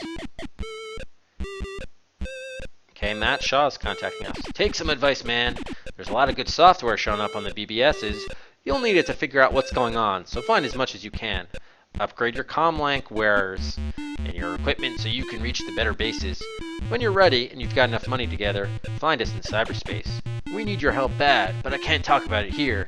Don't want to start a panic, know what I mean? Thanks, Matt. Maybe we should keep a list of our friends or something. Alright, let's see what Shin has to tell us. Oh, I skipped Fargo. Better pick up your deck at my pawn shop, otherwise I'll have to sell it. Okay, so it's at Shin's pawn shop. Shin's pawn shop, alright. So I guess the music randomly will kick in. Probably every whatever it is. Every 15 minutes, apparently. One of the better PC speakers themes you've heard. That's not bad. Oh yeah, green tentacle, nice. Alright, Fargo. Fargo. You still owe me 2,000 credits. Will I have to sell your lungs to get it? Oh, that's what this thing was probably down there, that com. Okay, so we owe...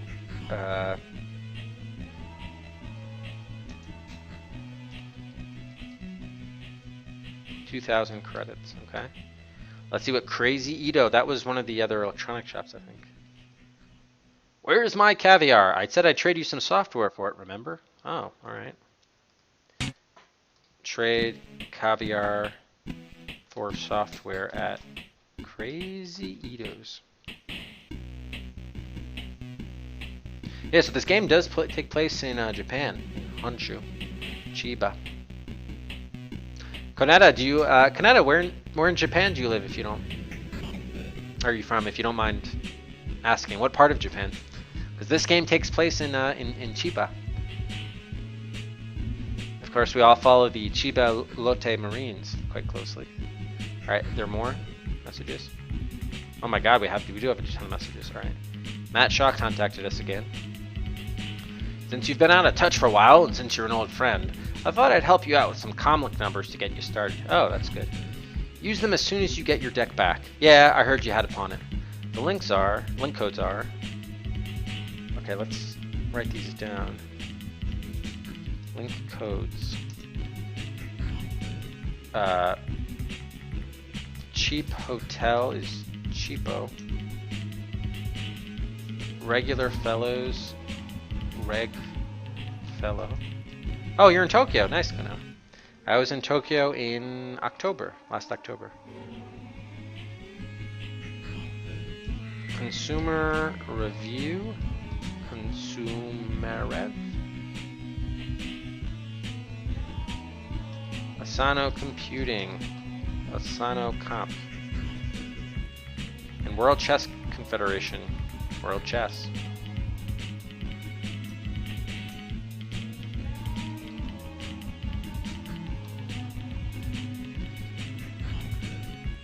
These ought to help keep you busy until you can afford a cyberspace capable deck. Okay, use Bosch.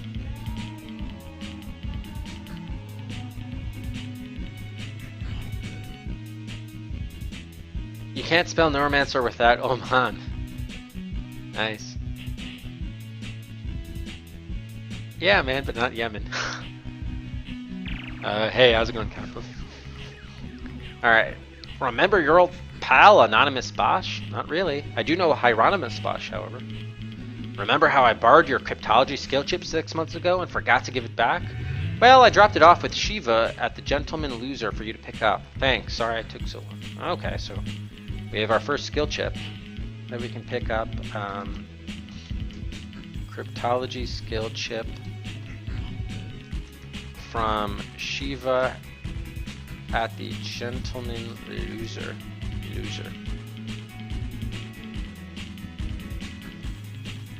Quest for Glory. Yeah, Quest for Glory is on the list. I don't think none of the advanced Dungeon and Dragon games are, though. Those, I guess, what would probably be RPG, right? Dungeon crawlers. But yeah, the Quest for Glory games are on there.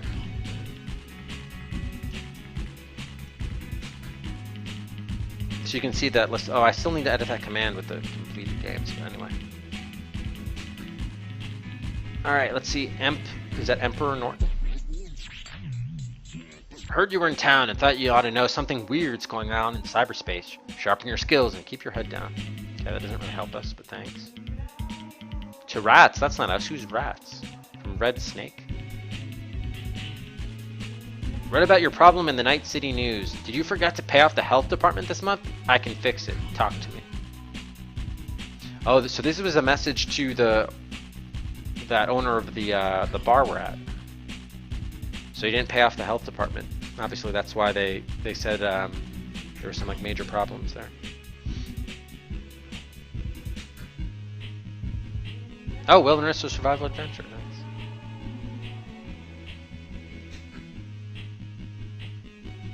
Yeah, there are all sorts of like really a lot of hidden gems and games you guys may have played, but I've totally forgotten about or haven't thought about in years.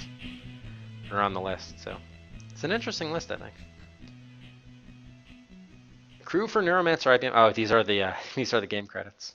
Music and sound effects by Kurt Hayden, Dave Warhol, Tom Cyberdecker, Wes Dakianagi. Okay. Oh, there's more messages. Armitage. We're looking for a few good cowboys. Seeking adventure? Like money? Like living on the razor's edge? Good with a cyberspace deck. Simply by answering this ad with your BAMA ID number, you can earn instant money and learn about an exciting opportunity. It's got a classified ad. What does Hitachi have to tell us? Need some quick cash? Come and see us at Hitachi Biotech in the high-tech zone of Chiba City. We need volunteers for a simple experiment that won't require much of your time. So that'd be a good way to earn some money, actually.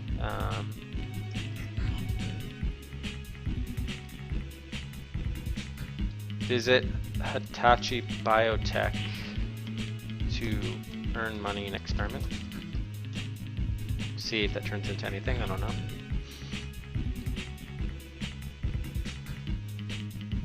Okay, that was finally it. That was a lot of messages to start with. Alright. Would we want to send a message? Not at this early stage. Alright, let's access the banking. Oh, here's our BAM ID number. It's good to know.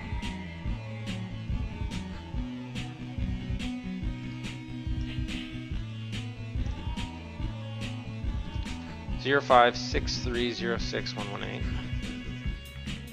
How much did he say we owed? Like 40 something? Let's just take out 100. Let's actually look at our transaction record. We were fined 1,000 on this day. Wow. And we downloaded a bunch too. Yeah, let's download 100.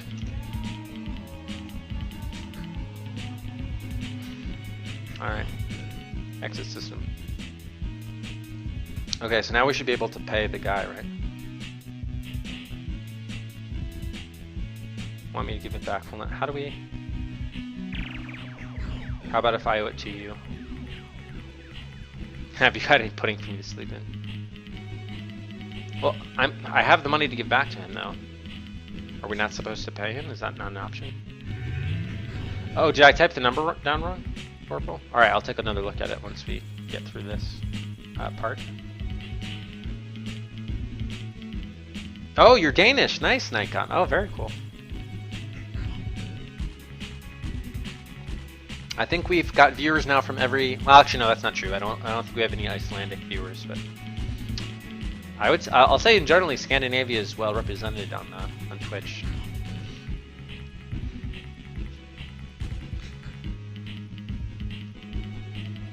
Okay. Let's say we're ready for dessert. I'm ready for dessert. Have you got any pudding for me to sleep in? Pay up, Cyber Scum. Use the packs if you need money. Alright, well I'm ready to pay you. How do I pay you?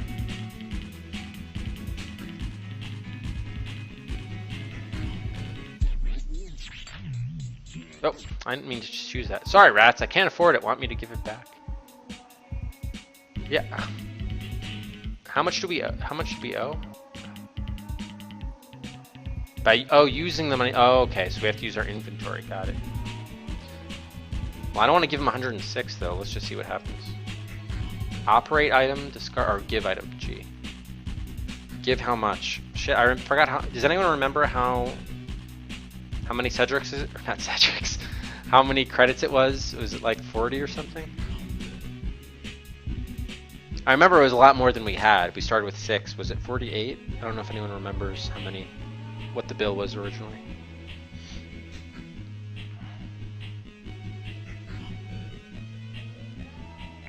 Oh, it's 46. Okay, thank you. Alright, I knew it was in the 40s somewhere. I didn't remember exactly. Alright, let's do 46 then. Cyber Cedrics. Thanks, friend artiste. Shin came by, but he didn't want to interrupt your beauty sleep. He still has your deck. Okay, yeah, so Shin, that's the guy. Oh, I thought it was Shiv, but I guess same person. Yeah, we need to see them.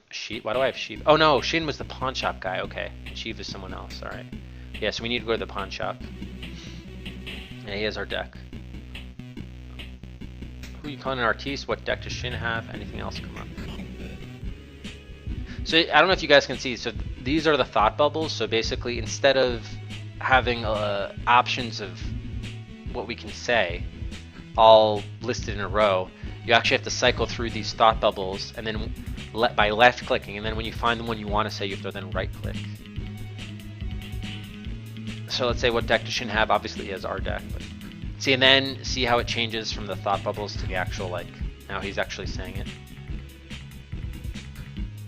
What deck does Shin have? Your Yamamitsu UXB. Oh, he's German. I thought he was Russian. Did they say he was Russian? I thought he was Russian. Shin says you pawned it at his shop. El Hippo. Okay. Hey, where are you going? Who are you calling an artiste? You are the artiste of the slightly funny deal, El Hippo. Oh, his arm is Russian, but he himself is German. Okay, I gotcha. Thank you, Vorpal. That's right, okay, yeah, so he's got like a... You can see there, he's got like a... cybernetic, or what do they call those? Prosthetic. Why did I say cyber? Prosthetic arm.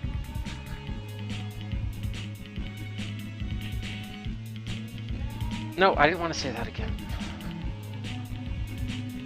It's like intuitive. I'm trying to cycle by hitting the right mouse button, but you have to cycle through with the left. Anything else come up? One of Lonnie Zone's girls was looking for you too. You got biz with Zone. Biz, I'm being cool by saying biz. I don't know, do we? I guess we do.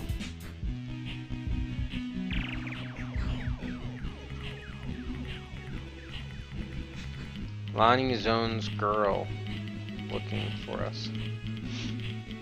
Okay, so is there anything else we can... We have the pawn ticket, right? That's how we get the deck back. Alright. Probably let's save, why not? Okay. What's the time now? 12:15. Is it the next day already? That'd be really bad. Didn't this say 17 before? It's actually really bad if we've spent almost 24 hours here. I think we probably did. Let me actually see. I have to do this every time I have to put in this code? Every time we want to access the system? Oh, that's a big pain in the ass. And look, the clock continues to run too. Wow. Wow. And there's no way to exit out of this menu too, so now I have to do it.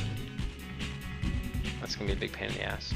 Cyberspace, comlink, cryptology. I mean, once you enter it once, shouldn't they understand that you have a legal copy of the game? Alright, 67237.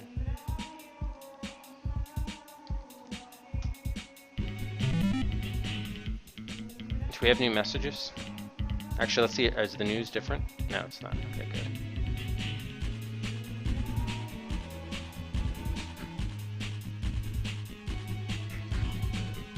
Okay, good. Charles Martinet.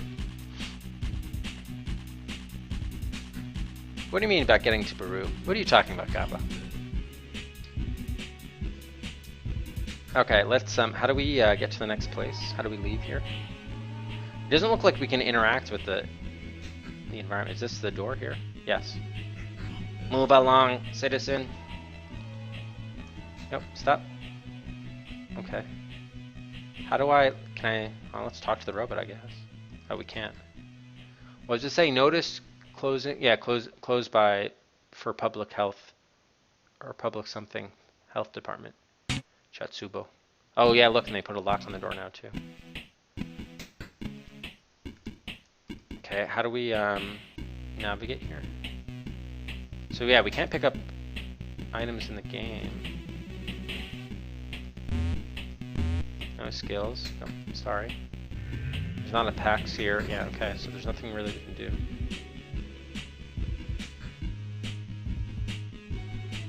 They want you to feel the team. Yeah, that's why I never got really interested in RPGs for that reason. So here's the body shop.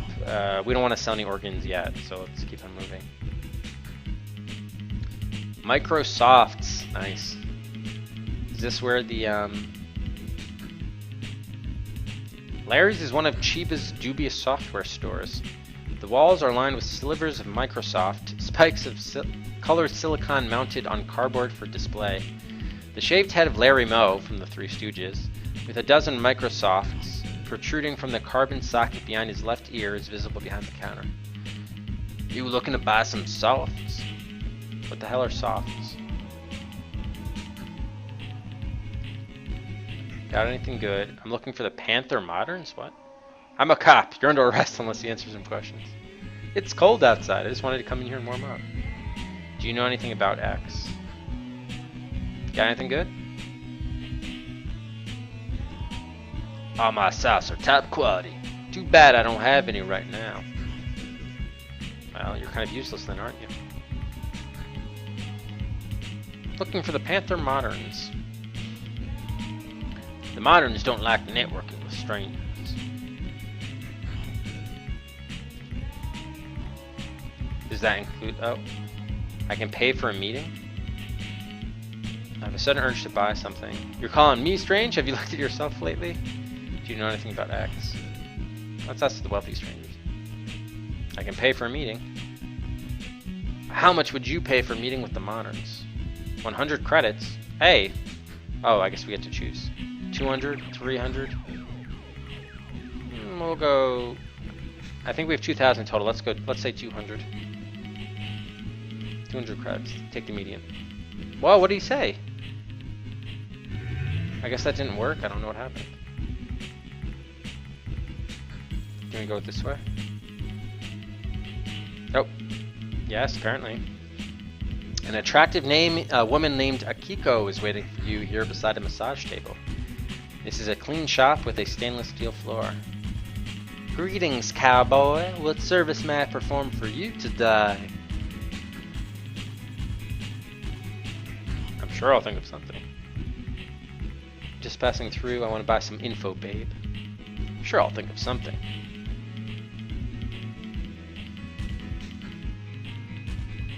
Look out! It's the Lawbot! Oh, we got put in jail? You find yourself in a justice booth. I guess bordellos or whatever are cat houses are outlawed in this world too. Hey, how's it going, Strut? You find yourself in a justice booth. On the wall monitor in front of you is the huge image of a frowning compu judge. On the smaller monitor is the serious face of a compu lawyer. You have been charged with a serious crime, citizen. I will be your judge. Oh, great. How do you plead, citizen? This is an outrage. I haven't done anything. Let's see what I'm innocent. I'm guilty. I throw myself on the mercy of the court. I'm insane. I'm not responsible for my actions. Let's say it's an outrage. I mean, we didn't do anything, really. We didn't. We just stood in the room.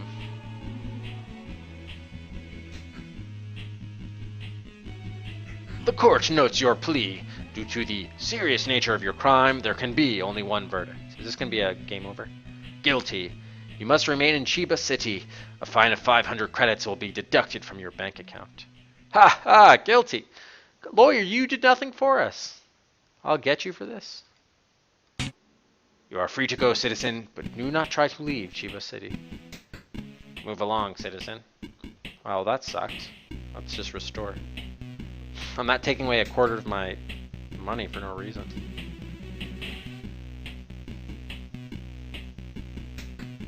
The Chatsubo bar. Can we go? We can't go right. Okay.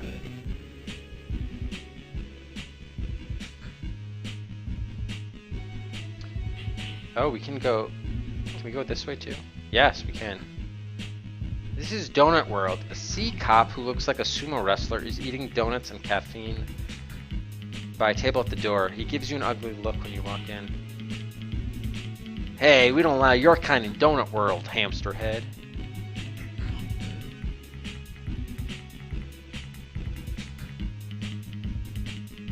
I don't really, well, I guess we can. I really don't like the conversation system with the clicking. It's very unintuitive and actually counterintuitive is really what I should say.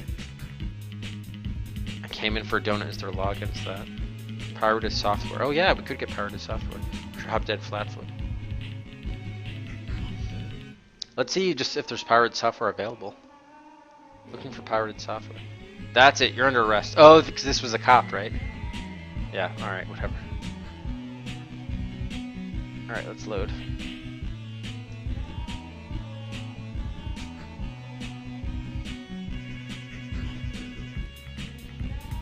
Let's just continue exploring with the different screens. I mean, I want to make it to the pawn shop. I just don't know where the pawn shop is. So. You want to be a donut head? Oh, this was just Microsoft's. Hang on.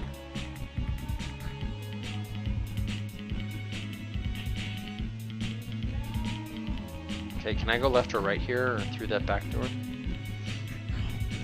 No. How about back there? No.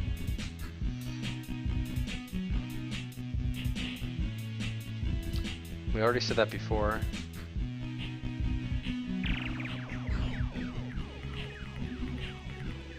Alright, I guess we can try this one. Do you know anything about black ice? You know more about that than I would.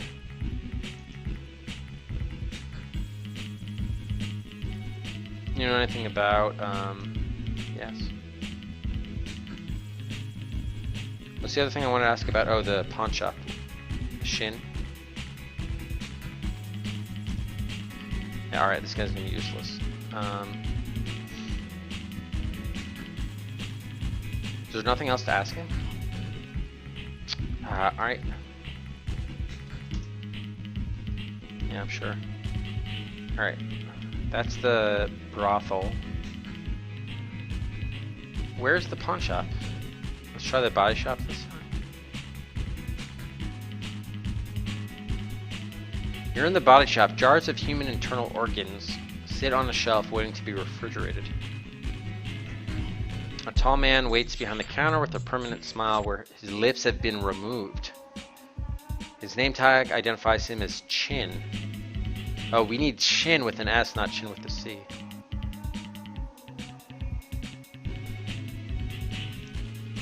Can I be wait, I have to. Can I be of service? Would you like to sell a body part? No, actually I would not.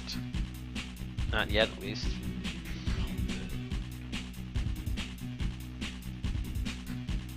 I'd love to sell you a portion of my anatomy. Oh, thanks, just browsing. I feel a certain attachment to the body part. Okay, yeah, we haven't sold the body part yet. Oh, look at the time. I have an urgent dentist appointment. Excuse me. Thanks for stopping by. Come back real soon. Right. Let's try a different approach with this cop. We don't allow your kind. Yeah, is there some kind of law that's coming in for a donut? There's a donut shop, citizen. Only cops are allowed in donut shops. Yeah, come on. What are we, an idiot? Drop dead flatfoot? Probably not a good idea. You'll never take me alive, copper. Forgive me, sir. I thoroughly despise myself for making such a blunder. I'm never gonna get a break in this game. Yeah, let's go with the, let's just see what he says. Just don't let me catch you in here again. Now get out of here. Oh, and he kicked us out too. Alright, so how are we going to find a way to the pawn shop? That other guy was Larry, right? Let's try the brothel again. So if we're going to get raided by the cops... Nope, stop. Sure, I'll think of something. Well, that got us in trouble last time. Just passing through. You don't know what you're missing, cowboy. Okay, so we can get arrested. That's the good news. Can we actually just literally pass on through? Nope, we can't. Can't go upstairs either with the rope cordoned off. What else could we say to her? We can't talk to her again? Really? No, we can't. Oh, it's a massage parlor. I want to, oh yeah, try buying some info, babe. The girl relieves you of some of your money. You just buy yourself some info, cowboy. Here's a hot tip. The Panther Modern link code is chaos. The password is mainline. They can help you. Ooh, we did get some info. Some intel, if you will. Fuck the police. Yeah, I did see, Gabo, did you see, what's it called? Straight Outta Compton? NWA? Alright, so this is a link code and a password, it seems. Yeah. For Panther Modern. Was Panther Modern the shop upstairs, or? Chaos. But then passwords are different. Maybe I should do... I'll do link code / password. Mainline.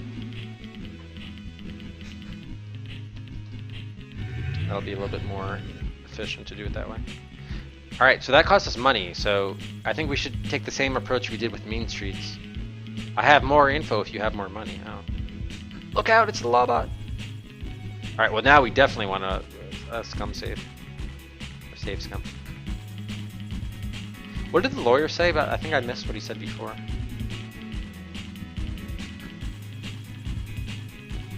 Haha, guilty.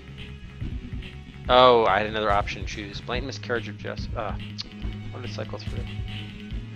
Okay, let's restore.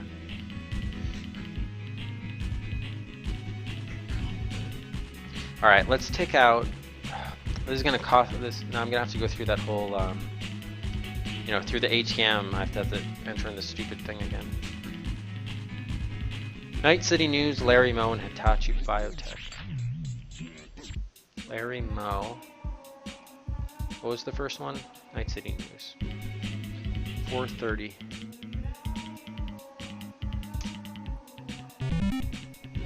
So let's just take out a bunch of money just for this one time, just to get as much information as we can from the that woman at the massage parlor.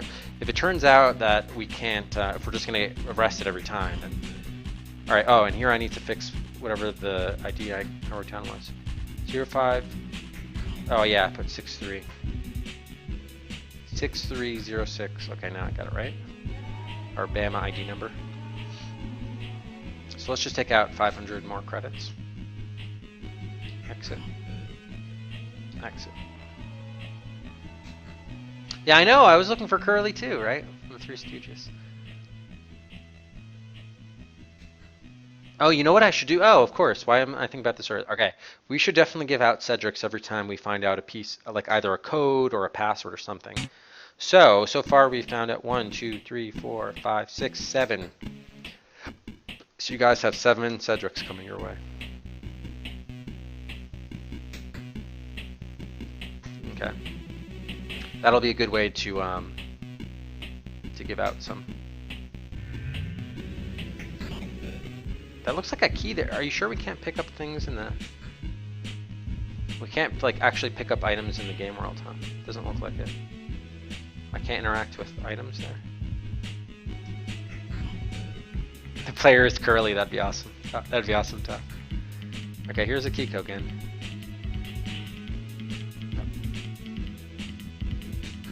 Okay, buy info.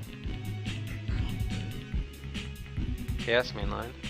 Okay, so you automatically get arrested by the law bot. Alright, fine. Alright, let's load. Okay, so now we know we don't really need to go in there unless were there any other options? Let's try any other options.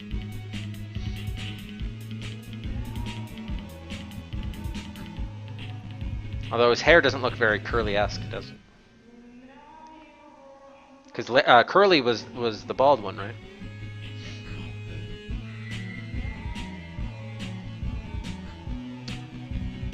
Just passing through, buying some info. I'm sure. Okay, there weren't any other options. Alright, let's just say we're passing through. Alright, now, is it possible? Let's continue this conversation.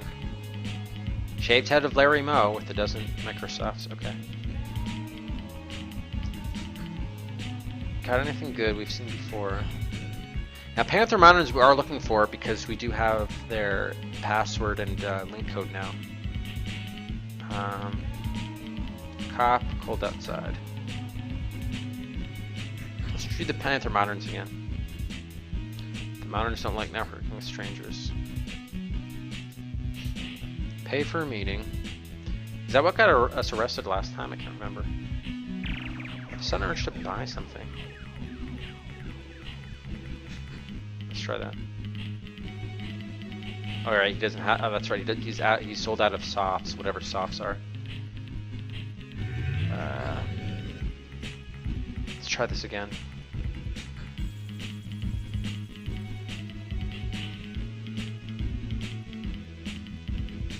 How much would you pay for the meeting? Oh, we already said that. Oh, okay. 100 credits, 200, 300. Don't have the money. See if we can get away with 100.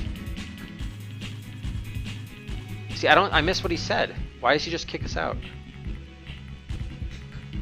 He probably told us where to go for that or whatever, gave us the information, like the rendezvous information. I could totally miss whatever.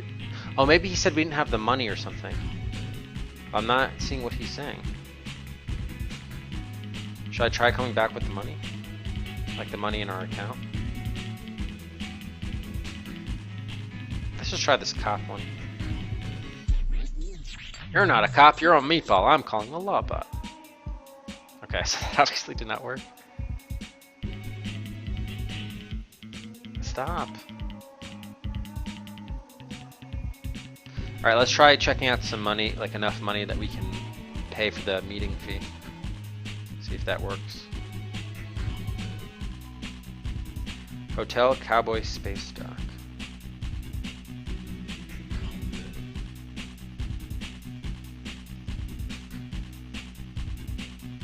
One, 2, 1, 777.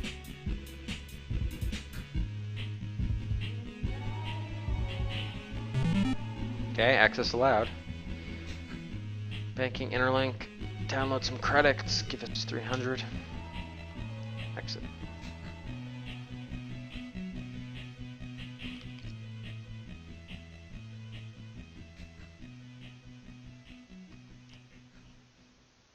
Actually, can I go through that gate in the back?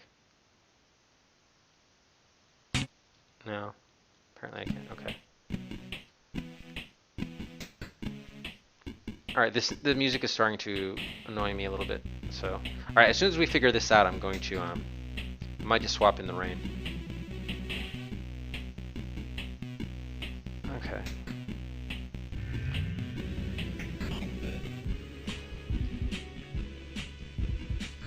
Moderns. Pay for the meeting. No. What would you pay for the meeting? Why does it go back to this? We'll do 300 credits. We'll just saves coming. Why not? Oh, apparently I said 200 already. All right, payment in advance. Let's have it. Yeah, okay, that's why I didn't work the last time, because I didn't have the right money in our wallet. What a rube. You really think I'm going to let you just walk in there? But thanks for the donation, man. Okay, so it was all a scam. We can't dispute with them. So that sucked. All right, so at least we know now. So this is a lot of this is just kind of trial and error as it happens. All right, let me see if I can get the rain back. What is that? I don't think I ever saved that playlist.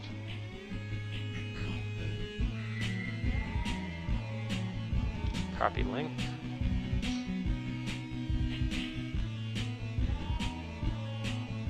Oh, this will have to be in the playlist. That's right. Okay. Yeah, let me remove that.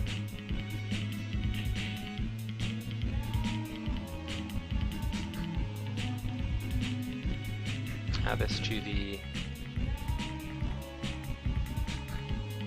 Get around the 20-minute limit. Boom, grab that. Oh, wait.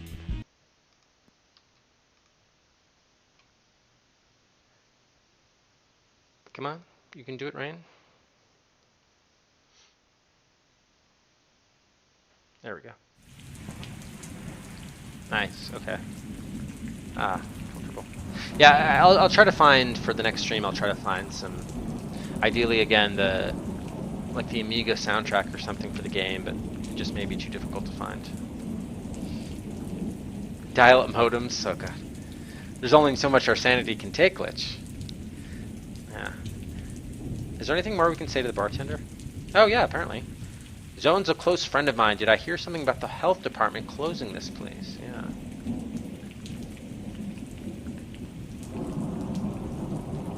A minor problem, friend artiste. I'll be back in business within the week. Right, because he's got to pay off the health department. Okay, what else can we say? Anything else you want to tell me?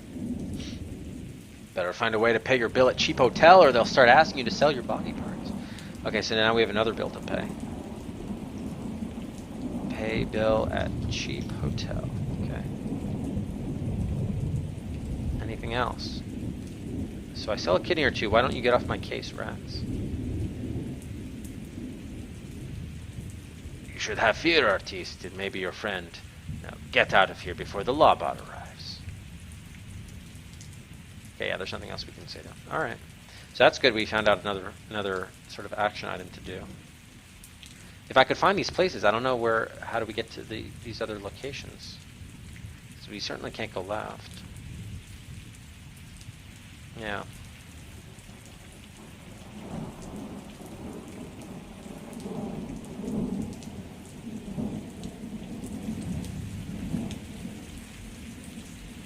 Okay, I guess we haven't really done that much with the body shop, so let's try to do a little bit more there. Chin.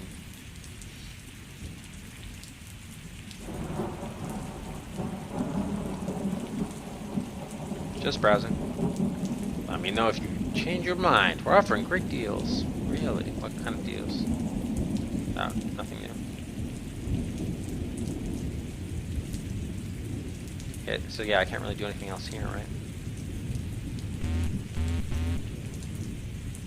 Yeah. Can I go left or right? Man, urinating. Sure you can't lick that urine, Robo? Oh, I can't walk behind here. Okay. So how the hell are we gonna... How the hell did we make it to these... We've gotten a number of leads of, like...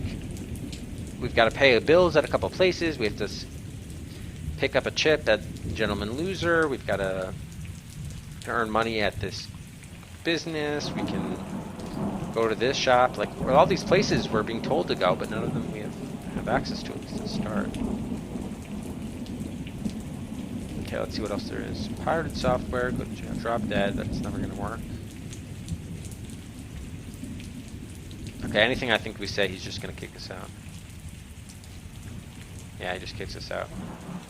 What if we go back in? Is he gone now? Nope, he's still here. Back again? I warned you once. Looking for trouble, citizen. Okay, I guess. As long as I can't go left or right, I guess. Yeah. Can a man get a donut in this town without getting arrested? Yeah, I'm looking for trouble. Seen any? I left my brain in my other pants. I've warned you about this before. You're under arrest. Oh, God. This game will arrest you. Any reason it'll arrest you.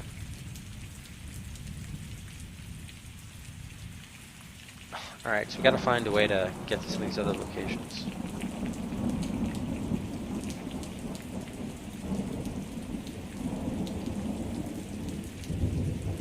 Oh, is it like a... Was it like a chiptune type thing? With Chatterman, with the dial-up sound?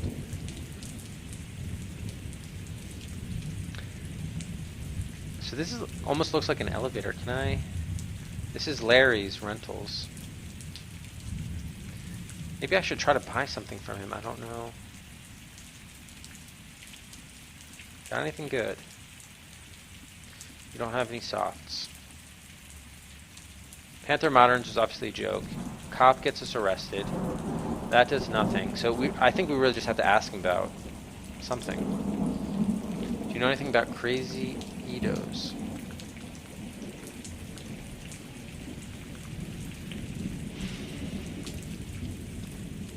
Do you know anything about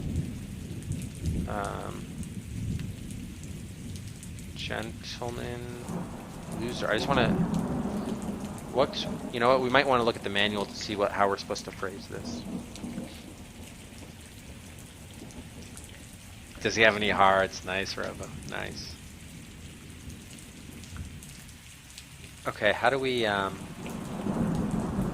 give someone an item?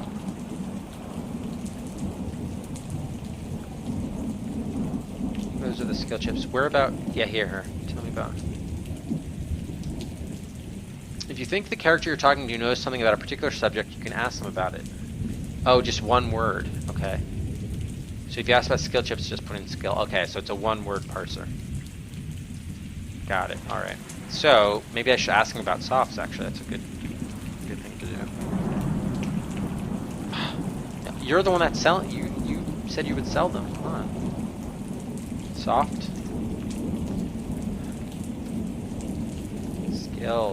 Skills. I can sell you a Cop Talk skill chip for $100. So, what does the Cop Talk chip do?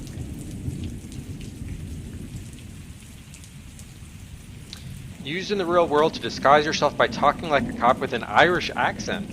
This can be useful for interrogating the right people. Oh, that would be good to have, actually. All right, yeah, let's try to get that. See what happens.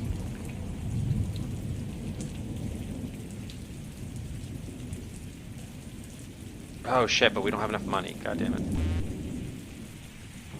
Alright, we have to go back and then... Here, I'll just reload. We have to go back and stock up at the ATM. I definitely took out way too little money, apparently, as it turns out. Do you know anything about Setsu's? What you know about voodoo? Yes, I love that. Yeah, Gabriel Knight. Alright, free side, skill chips, flatline. Free side. Skill chips. Flatline. 132077.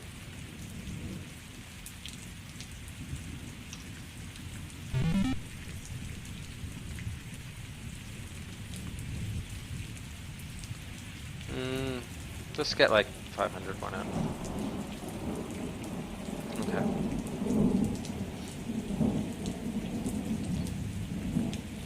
Alright, let's save again.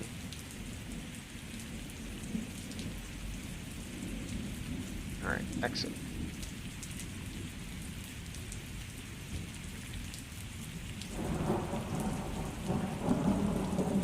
Yeah, sometimes it's nice to just chill out with the rain. Alright, I'm gonna actually just save again once we get to the top of the building here.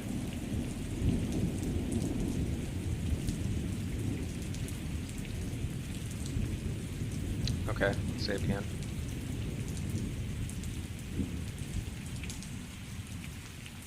Alright, so, talk. Do you know anything about skills?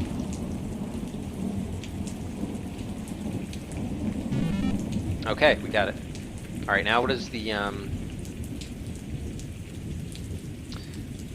manual say about how do we install the chips and everything? Skill chips. Okay, when you acquire it, carry it in your inventory until you implant it. Type I. Type O to operate it. Okay. You can only use a skill after it's been implanted in your skull. Type S to use it.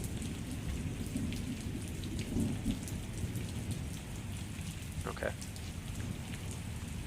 Got it. Alright, so let's try now, like, interrogating maybe someone else. Actually, while we're here, let's ask them about the passwords and other stuff.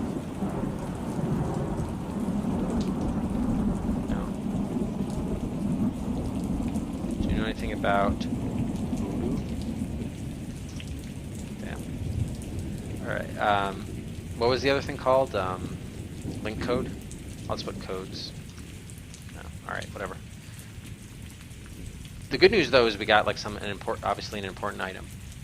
So the question is, who do we want to interrogate? Our options are the cop, but that would be like sort of disguising ourselves as a cop to talk to a cop. Maybe we should just interrogate the massage parlor woman. Let's try that at least initially, and let's save as well. Do slot 2.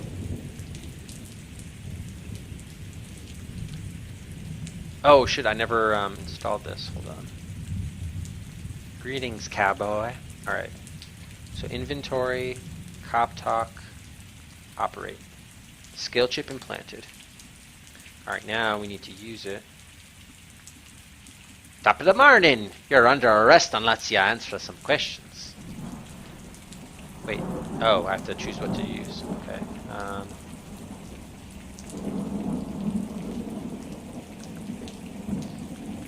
I just remembered I have an urgent dentist appointment. Excuse me. You're not going to get away that easy.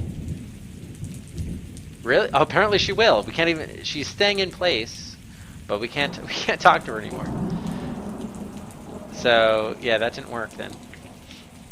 Or at least she's not going to be the one that's going to be interrogated. Let's try the cop. Why not? Try it. Probably a bad idea, but... You never know unless you try.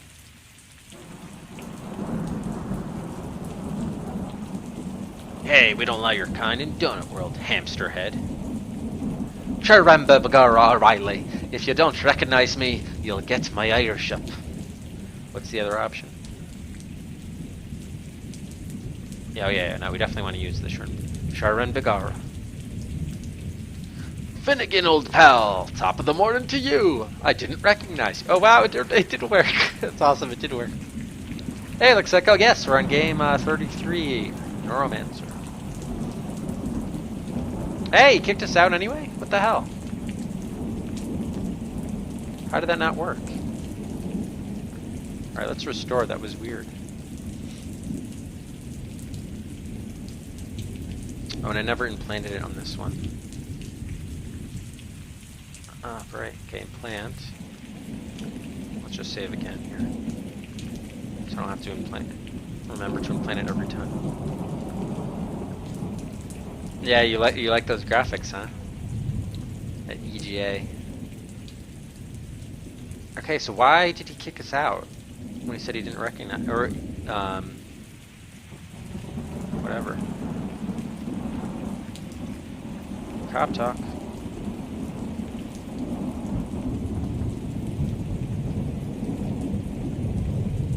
Okay, yeah. Alright, now we're allowed in. Alright, so... Okay, here we go. I must have hit something. Bagora, I forgot the comlink numbers for the Chiba Tactical Police.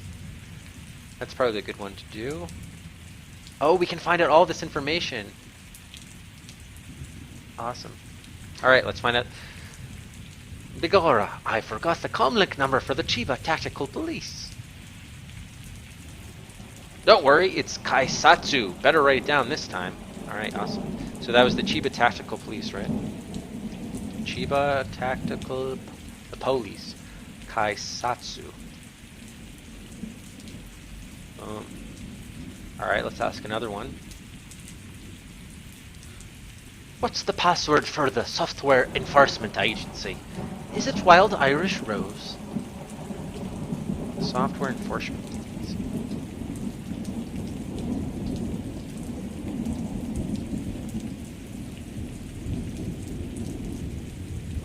Wild Irish Rose is a hooker on memory lane. The coded SEA password is Smeeg Lil Dippo, remember? So that'd be SEA here. Just do SEA for short. Oh, this is a password though, that's not the link code, so I have to keep those straight. Those are two different things. It's like almost like two-factor authentication. Oh, hey, how's it going, Sting? Back from, how did work go today? Oh, and you're on exactly at 0 Cedrics. Wow. So, oh, that's right, because you went all in with the raffle yesterday.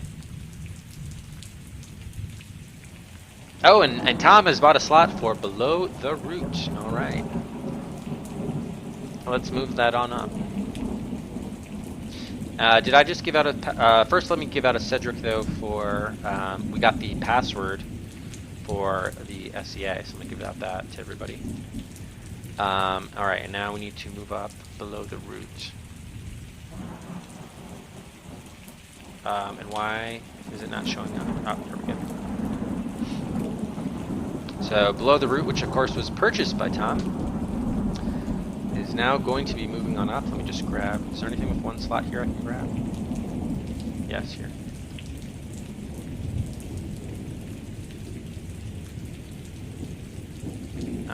To root. So it was at V16. It will now be moving ahead of Trinity, which was kind of originally selected by Matt, but then traded with Ghost Pilot. So Below the Root, moving on up to V15 now. There you go. Thank you, Tom. All right, let's resume timer. Okay. So we got the password, not to be confused with the link code. Alright, let's see what other information. Oh, this was the comlink number. That's not really the link code. Probably is the same thing. We'll see. O'Reilly, I heard they changed the Fuji Electric password to Usqueba. Is that right? Fuji Electric. And now, Lex Psycho is buying a slot for the colony. Alright, let me just get this down first to see what... The coded Fuji password is Aburakoi. They haven't changed it in years. Okay, so that's the password, not the link code. Aburakoi.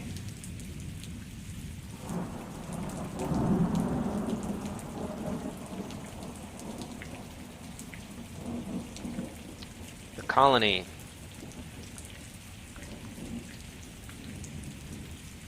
Alright, that's at V29. Oh, no, don't want to do that. Let me just move this here. Probably faster. So that'll be moving back ahead. It had been surpassed by James Bond the Stealth Affair. But like Psycho is now leapfrogging past James Bond. Hey, wanted to delete that, bro. Thank you. Back up to V28. Thank you, Lex. Okay, resume. Alright, what else? What else can you tell us? Nope, I didn't. Shit. I have to do the whole skill chip thing again.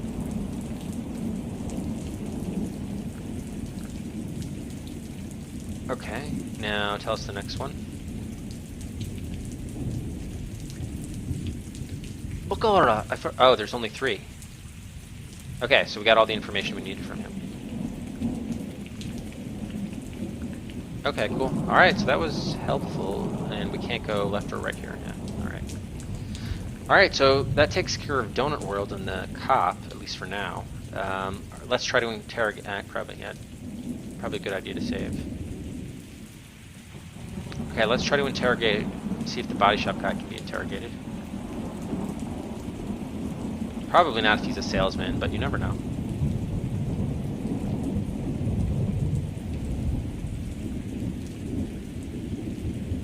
Apparently we're not given that option.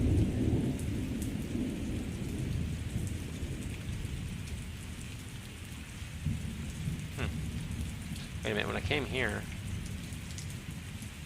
Yeah, okay, so we can't use it on the salesman. Got it. Alright. So... should we try interrogating the very person that we bought it from? Why not?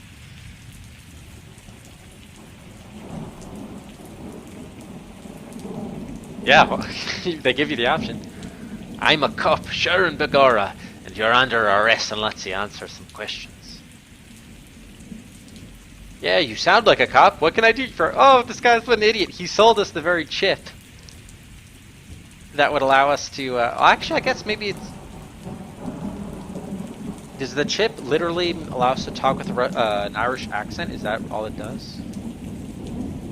Or does it actually, like, you know, do some, like, mind work with them? Yeah, you just talk like a cop with an Irish accent. Alright. What can I do for you? Looking for moderns. Heard any unusual rumors? Yeah, I'm looking for the moderns. This time don't make us pay money. How fascinating. I happen to be looking for a way out of this boring conversation. Oh, what a jackass. Heard any unusual rumors? Something's happening in cyberspace. A lot of people are getting flatlined. Yeah, the manual told us that. Oh, what a jackass. Alright. Nope. So do I know anything about... What else could we ask him about? Cheap.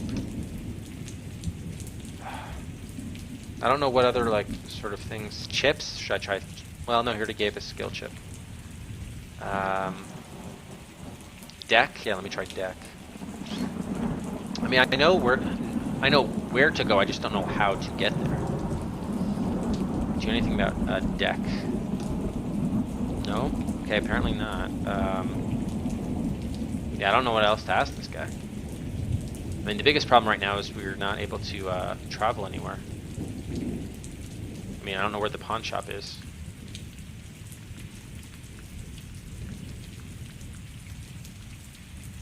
Do you know anything about software? Yeah, this guy. Alright. I think this guy was useful for what he could do for us. Alright, so I think it all comes down now to figuring this.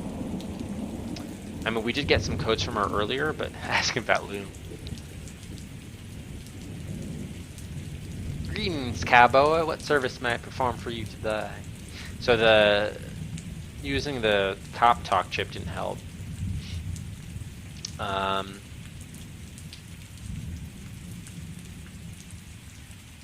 Sure, I think if something gets us arrested. Just passing through does nothing. Oh. Damn it, I didn't want to buy info. Yeah, we already know that Panther modern. Okay. Yeah, let me just get arrested again, okay. I obviously mishit. I really don't like the clicking interface here. Really don't. What does this thing do? Yeah, that's, I guess, how much we're in debt. Oh, it's 1117. Can we go back and log back into the pack system? Maybe, maybe not. Yeah, I guess they're closed, so we can't get back in there. Look at him like walk and put his arms in front of him. We can't talk to the. Oh, maybe I can disguise myself as the. Okay, hang on. Let me try that again. Probably because it's a robot, it's not going to work. Yeah. Damn. All right. Yeah, so I guess we have to do something with the massage parlor woman. Definitely looks like a key or something there. That's just our inventory, okay.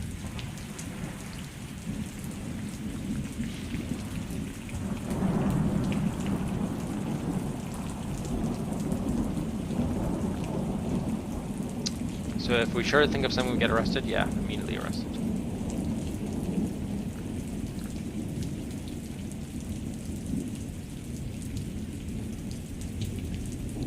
What happens, actually, if we do get arrested? Where do we end up? Maybe I should actually try that. What happens when we do get arrested? First, let me use the skill chip.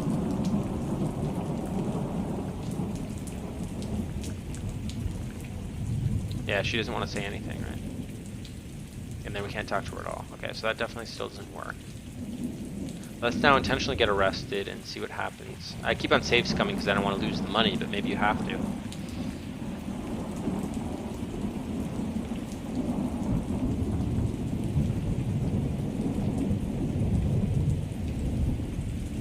Oh, I'd like to offer my services. Oh, he didn't defend us before because we didn't have enough money in our wallet.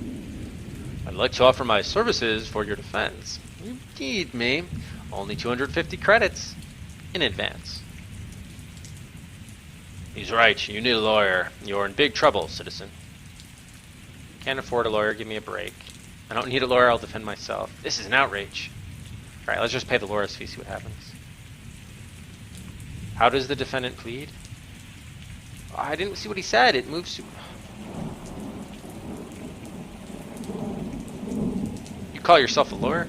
Trust me, I know what I'm doing. The court finds the defendant guilty. So you lose 500 credits anyway. Wow, that's pretty terrible. This is a blatant miscarriage of justice.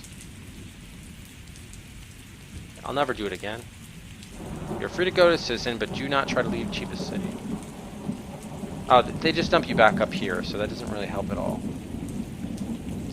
So as far as I can tell, there may not be an advantage to getting arrested. Let's just see if anything changed, like, yeah, that guy's still there. Can't go back here. I don't think anything changed. Oh! I could have moved here this whole time? Wow. Game interface didn't make it clear. Like, see, I thought you needed to look, I was looking for like a doorway like this. Could I just, see, yeah, because I tried going down like this and you can't. I didn't realize, I thought this was just an alley, like a dead-end street, but yeah, you can go down. Wow. And there's Shin's pawn shop. Okay, so alright, at least now we have. Now we should be in okay shape. Shin's pawn shop is filled with odd-looking junk that nobody wants. Glued to their respective display shelves by time and dirt. The smell of raw fish wafts in from a nearby sushi stall. Shin eyes you with a mixture of hope, greed, and suspicion. Clever move, game. Clever move. Ah, you back. I have your deck. I hit left mouse and it like runs through. I'm missing dialogue. Okay, give me the deck. I can't operate with that one. I don't have the cash right now. Why are you in such a rush to give me my deck back?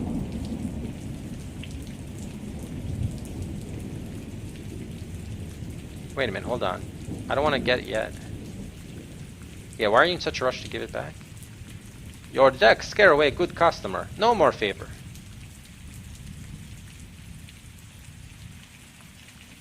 Just say, I have the pawn ticket though. I'd rather give the ticket than pay for it.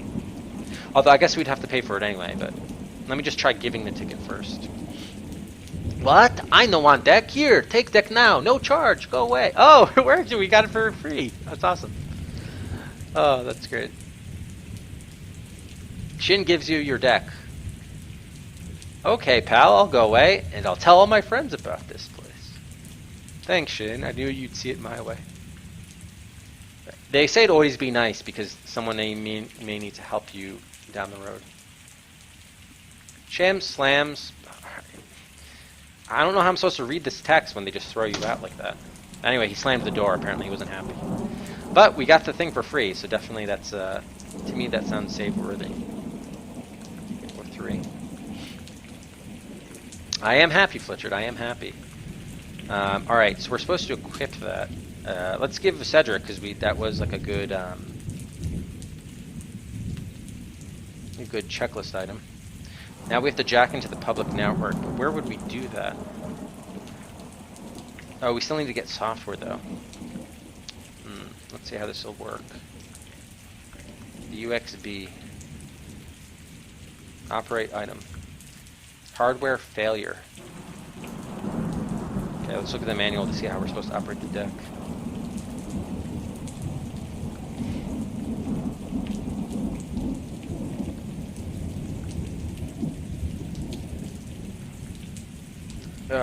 When you're in the software library of a database, wait a minute. Oh yeah, here we go. I/O to operate the deck. Oh, because probably we don't have any software, I guess. Yeah, we don't have even 1.0. Oh, we have to use it at different locations.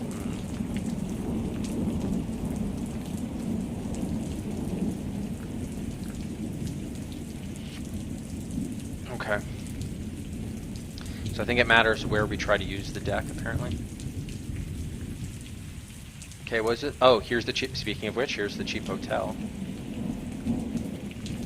A cheap hotel smells of cigarettes and cheap perfume. The roof is made of thin, laminated matting that rattles in the wind. White fiberglass coffins serve as the rooms, stacked like surplus Godzilla teeth. Your coffin is number 92, 3 meters long with an oval hatch at the end. There's also a PAX booth here. The management kicks you out for not paying your bill. Oh, so I've got to log in on the network at some other place and then pay the bill that way. Okay. What is this place? Oh, music's back. Oh, this is the Gentleman Loser. The air smells of perfume and fast food in the Gentleman Loser. Bugs circle the neon signs. This is a hangout for Joe boys and cowboys who haven't yet made the big score. It's quiet right now with only one customer, a woman named Shiva. Okay, we have to get the cryptology skill chip from her. Hey, geek, come here. I got something for ya.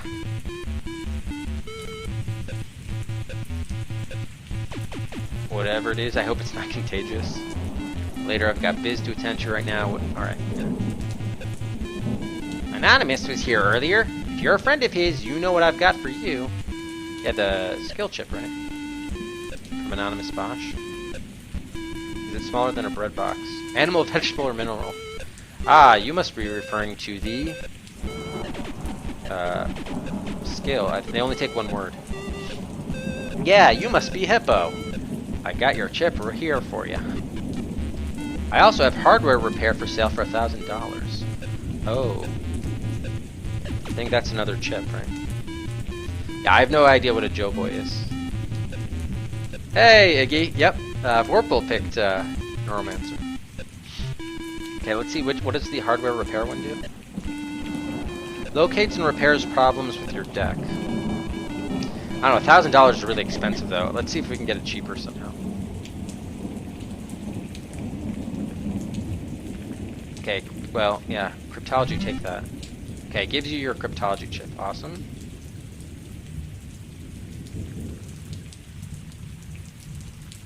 Okay, operate that. So now we implant that. Okay. Good. Alright, definitely save. Alright. That's about how much you lost on horses? Oh, well, maybe you lost that much on horses when you were watching Slash do Derby Stallion on N64. Alright, so that's another Cedric, though, because we got the cryptology skill chip. Okay, so let's go into the PAX.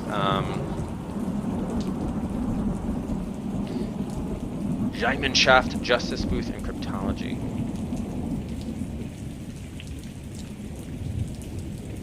Cryptology. And The second one was something booth, justice booth. 71724. Okay, so we need to... How do we get into the... How do we do the jacking or whatever it's... Actually, I should check the news, though, because I think a day passed. Hey, induction.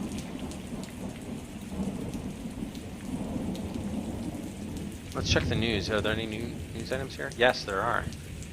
NASA and Fuji do business. Anticipating increased space activity, NASA has signed a multi-million-dollar contract with Fuji Electric to provide ROM cards for future spacecraft. Fuji President Harry Watkins, recently in the news when his son was kidnapped, said, "This is great, I'm thrilled." Watkins expects to be hiring hundreds of new employees as a result of the contract. Okay, let's look at the news in brief. Savage night of torture. Strange Chatsubo patron spends night sleeping in synth spaghetti. Customer shocked. Yeah, that was us. Son returned to Fuji Prez. Oh, so Watkins got his son back. Choked with emotion, Fuji Prez says we must have misplaced him. As to his son's condition, the Prez reports, he's in one piece, more or less. Okay. What about the bulletin board? Any new messages? It'd be better if they put the new messages first. Yes, we got 3 new messages here. Shiva, but the gentleman loser has a Matrix restaurant guest pass for you. Let's talk. Oh. Who is Emperor Norton, by the way? Get Matrix. And she's actually right there, so that should be easy to do. Alright, what about... what's CFM? Are you angry about being locked out of cyberspace just because special equipment is required? Does it bug you that thousands of common workers have access to cyberspace every day? Why can't the general public have access to cyberspace information? We're angry too. Contact us for more information at link code free matrix. Oh, we got a link code. CFM. Free matrix. The password for those who are non-members is CFM. Fight back and get what's coming to you. Alright, so we got 2 more pieces there, so that's 2 Cedrics. Oh god, what do the IRS have to say?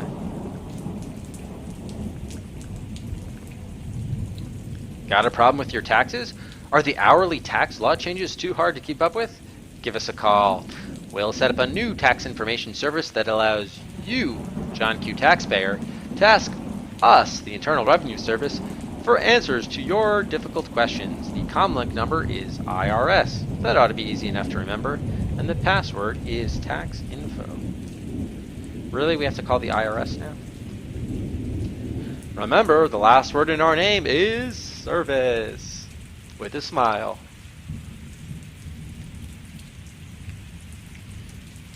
Alright, let's look at more. Oh, Anonymous Bosch is contacting us. Sorry I missed you at the loser when you picked up the cryptology chip. That literally happened 2 minutes ago. Had to sell my pancreas at the body shop to raise some cash. Catch you next time, maybe at Grid Point. Okay.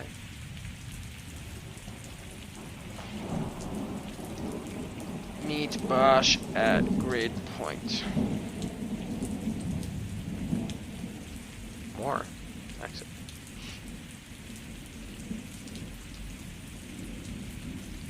What did I want to do here?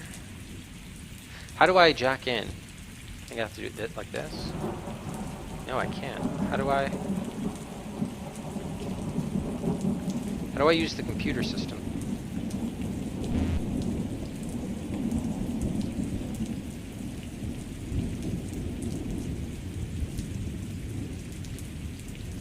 Okay, so we do have comlink 1.0. That's good. Enter the link code. Oh shit. I don't think we ever got that. Or maybe they're just asking us for the... Oh, you know what? They're probably asking us for the link code of the thing we want to access. So in this case, it would be like cheapo. Yes, okay. Hey, it's better than sleeping in the streets. Just enter the password guest to enter our system. Nice.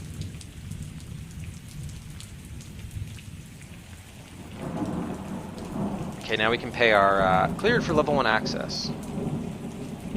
Why is... Oh shit, we're being charged by the minute. Fuck. Local things. Review the bill. $1,000, huh? Let's just pay bill to see what happens when we get there. Oh, we can't do it because we don't have enough money in our thing. Ah. That sucks. Because I didn't have enough money checked out from my... from the bank account in the wallet from the ATM. Actually, it looks like by the second, Icky. It looks like it's charging us by the second. Yeah, the cheap hotel. So they're actually, yeah. We had a $1,000 bill with the cheap hotel, and then we're getting charged by the second even to use that online service or whatever. All right, so I'm probably gonna end up restoring because that was just a useless call. But let's see what we can do with what's her face. Okay, what do you know about? Hey babe, I want to buy the chip. We're supposed to ask her about, didn't he just say she had something? Yeah, the Matrix reservation. Guest pass. Yeah, okay, it is Emperor Norton. Left you a guest pass for the Matrix restaurant. He mumbled something about skills and upgrades. Yeah, take that guest pass. Okay, it gives you the guest pass for the Matrix. Nice. Yeah, that isn't. It does take place in the year 2058. Okay, so we have the guest pass. Anything else we can talk to her about? Well, we could buy the chip, but what does that one do? It repairs. I think we should wait till we get more money. I don't think we have our deck isn't getting damaged or anything, so I prefer to wait to do that.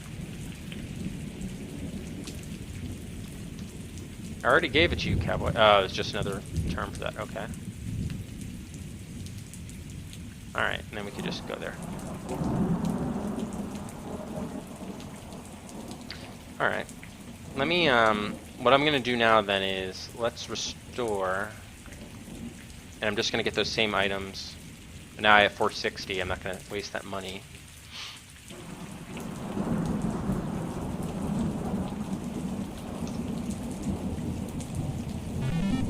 Okay, yeah, now let's save again.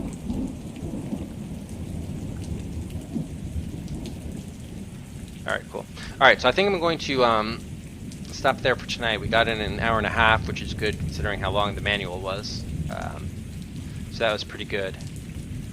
But yeah, I mean, it's an interesting game so far. It's not, I'm not as scared of it as I was when you were reading through the manual and I was seeing all the comm links and access codes. I mean, you know, as with a lot of these things, once you get used to the interface and how it works, it's really not so bad. You'll be 78 in 2058. Enjoying your golden years, no doubt, Abs. But although maybe there'll be advances in medical technology such that the life expectancy will be longer then. You never know. But yeah, it's at least we're making some progress now. We're able to take a little bit of advantage of some saves coming to a certain point, and we still have a bunch of other sort of leads to follow up on. So all in all, not too shabby. We did that one. We still have to find a way to pay our bill. Or actually, well, I know how to. We'll start the next stream by paying the bill, seeing what it actually, essentially what paying the bill does is it gets us access to the hotel, but we have to see what's in the hotel that's worth paying $1,000. Settling the bill is worth. I mean, maybe we have to wait later in the game when we get more money and it makes more sense to do that, etc. So anyway, let's see who we can, let's see who's streaming, who can host.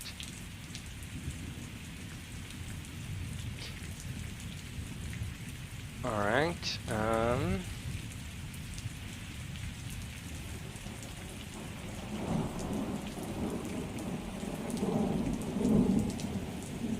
alright, let's see, is this person online? Let's see. I always like to, again, okay, and it does look like they're streaming English. Where do I know this person's name from? I just like to sort of randomly host someone, I've never seen stream or whatever, but they're just streaming, an adventure game. It's rare to see that. For some reason I feel like I've seen this person before, but I don't know where from. But anyway, So we're going to host a person called MS Diz, and they are streaming The Dig, which is on our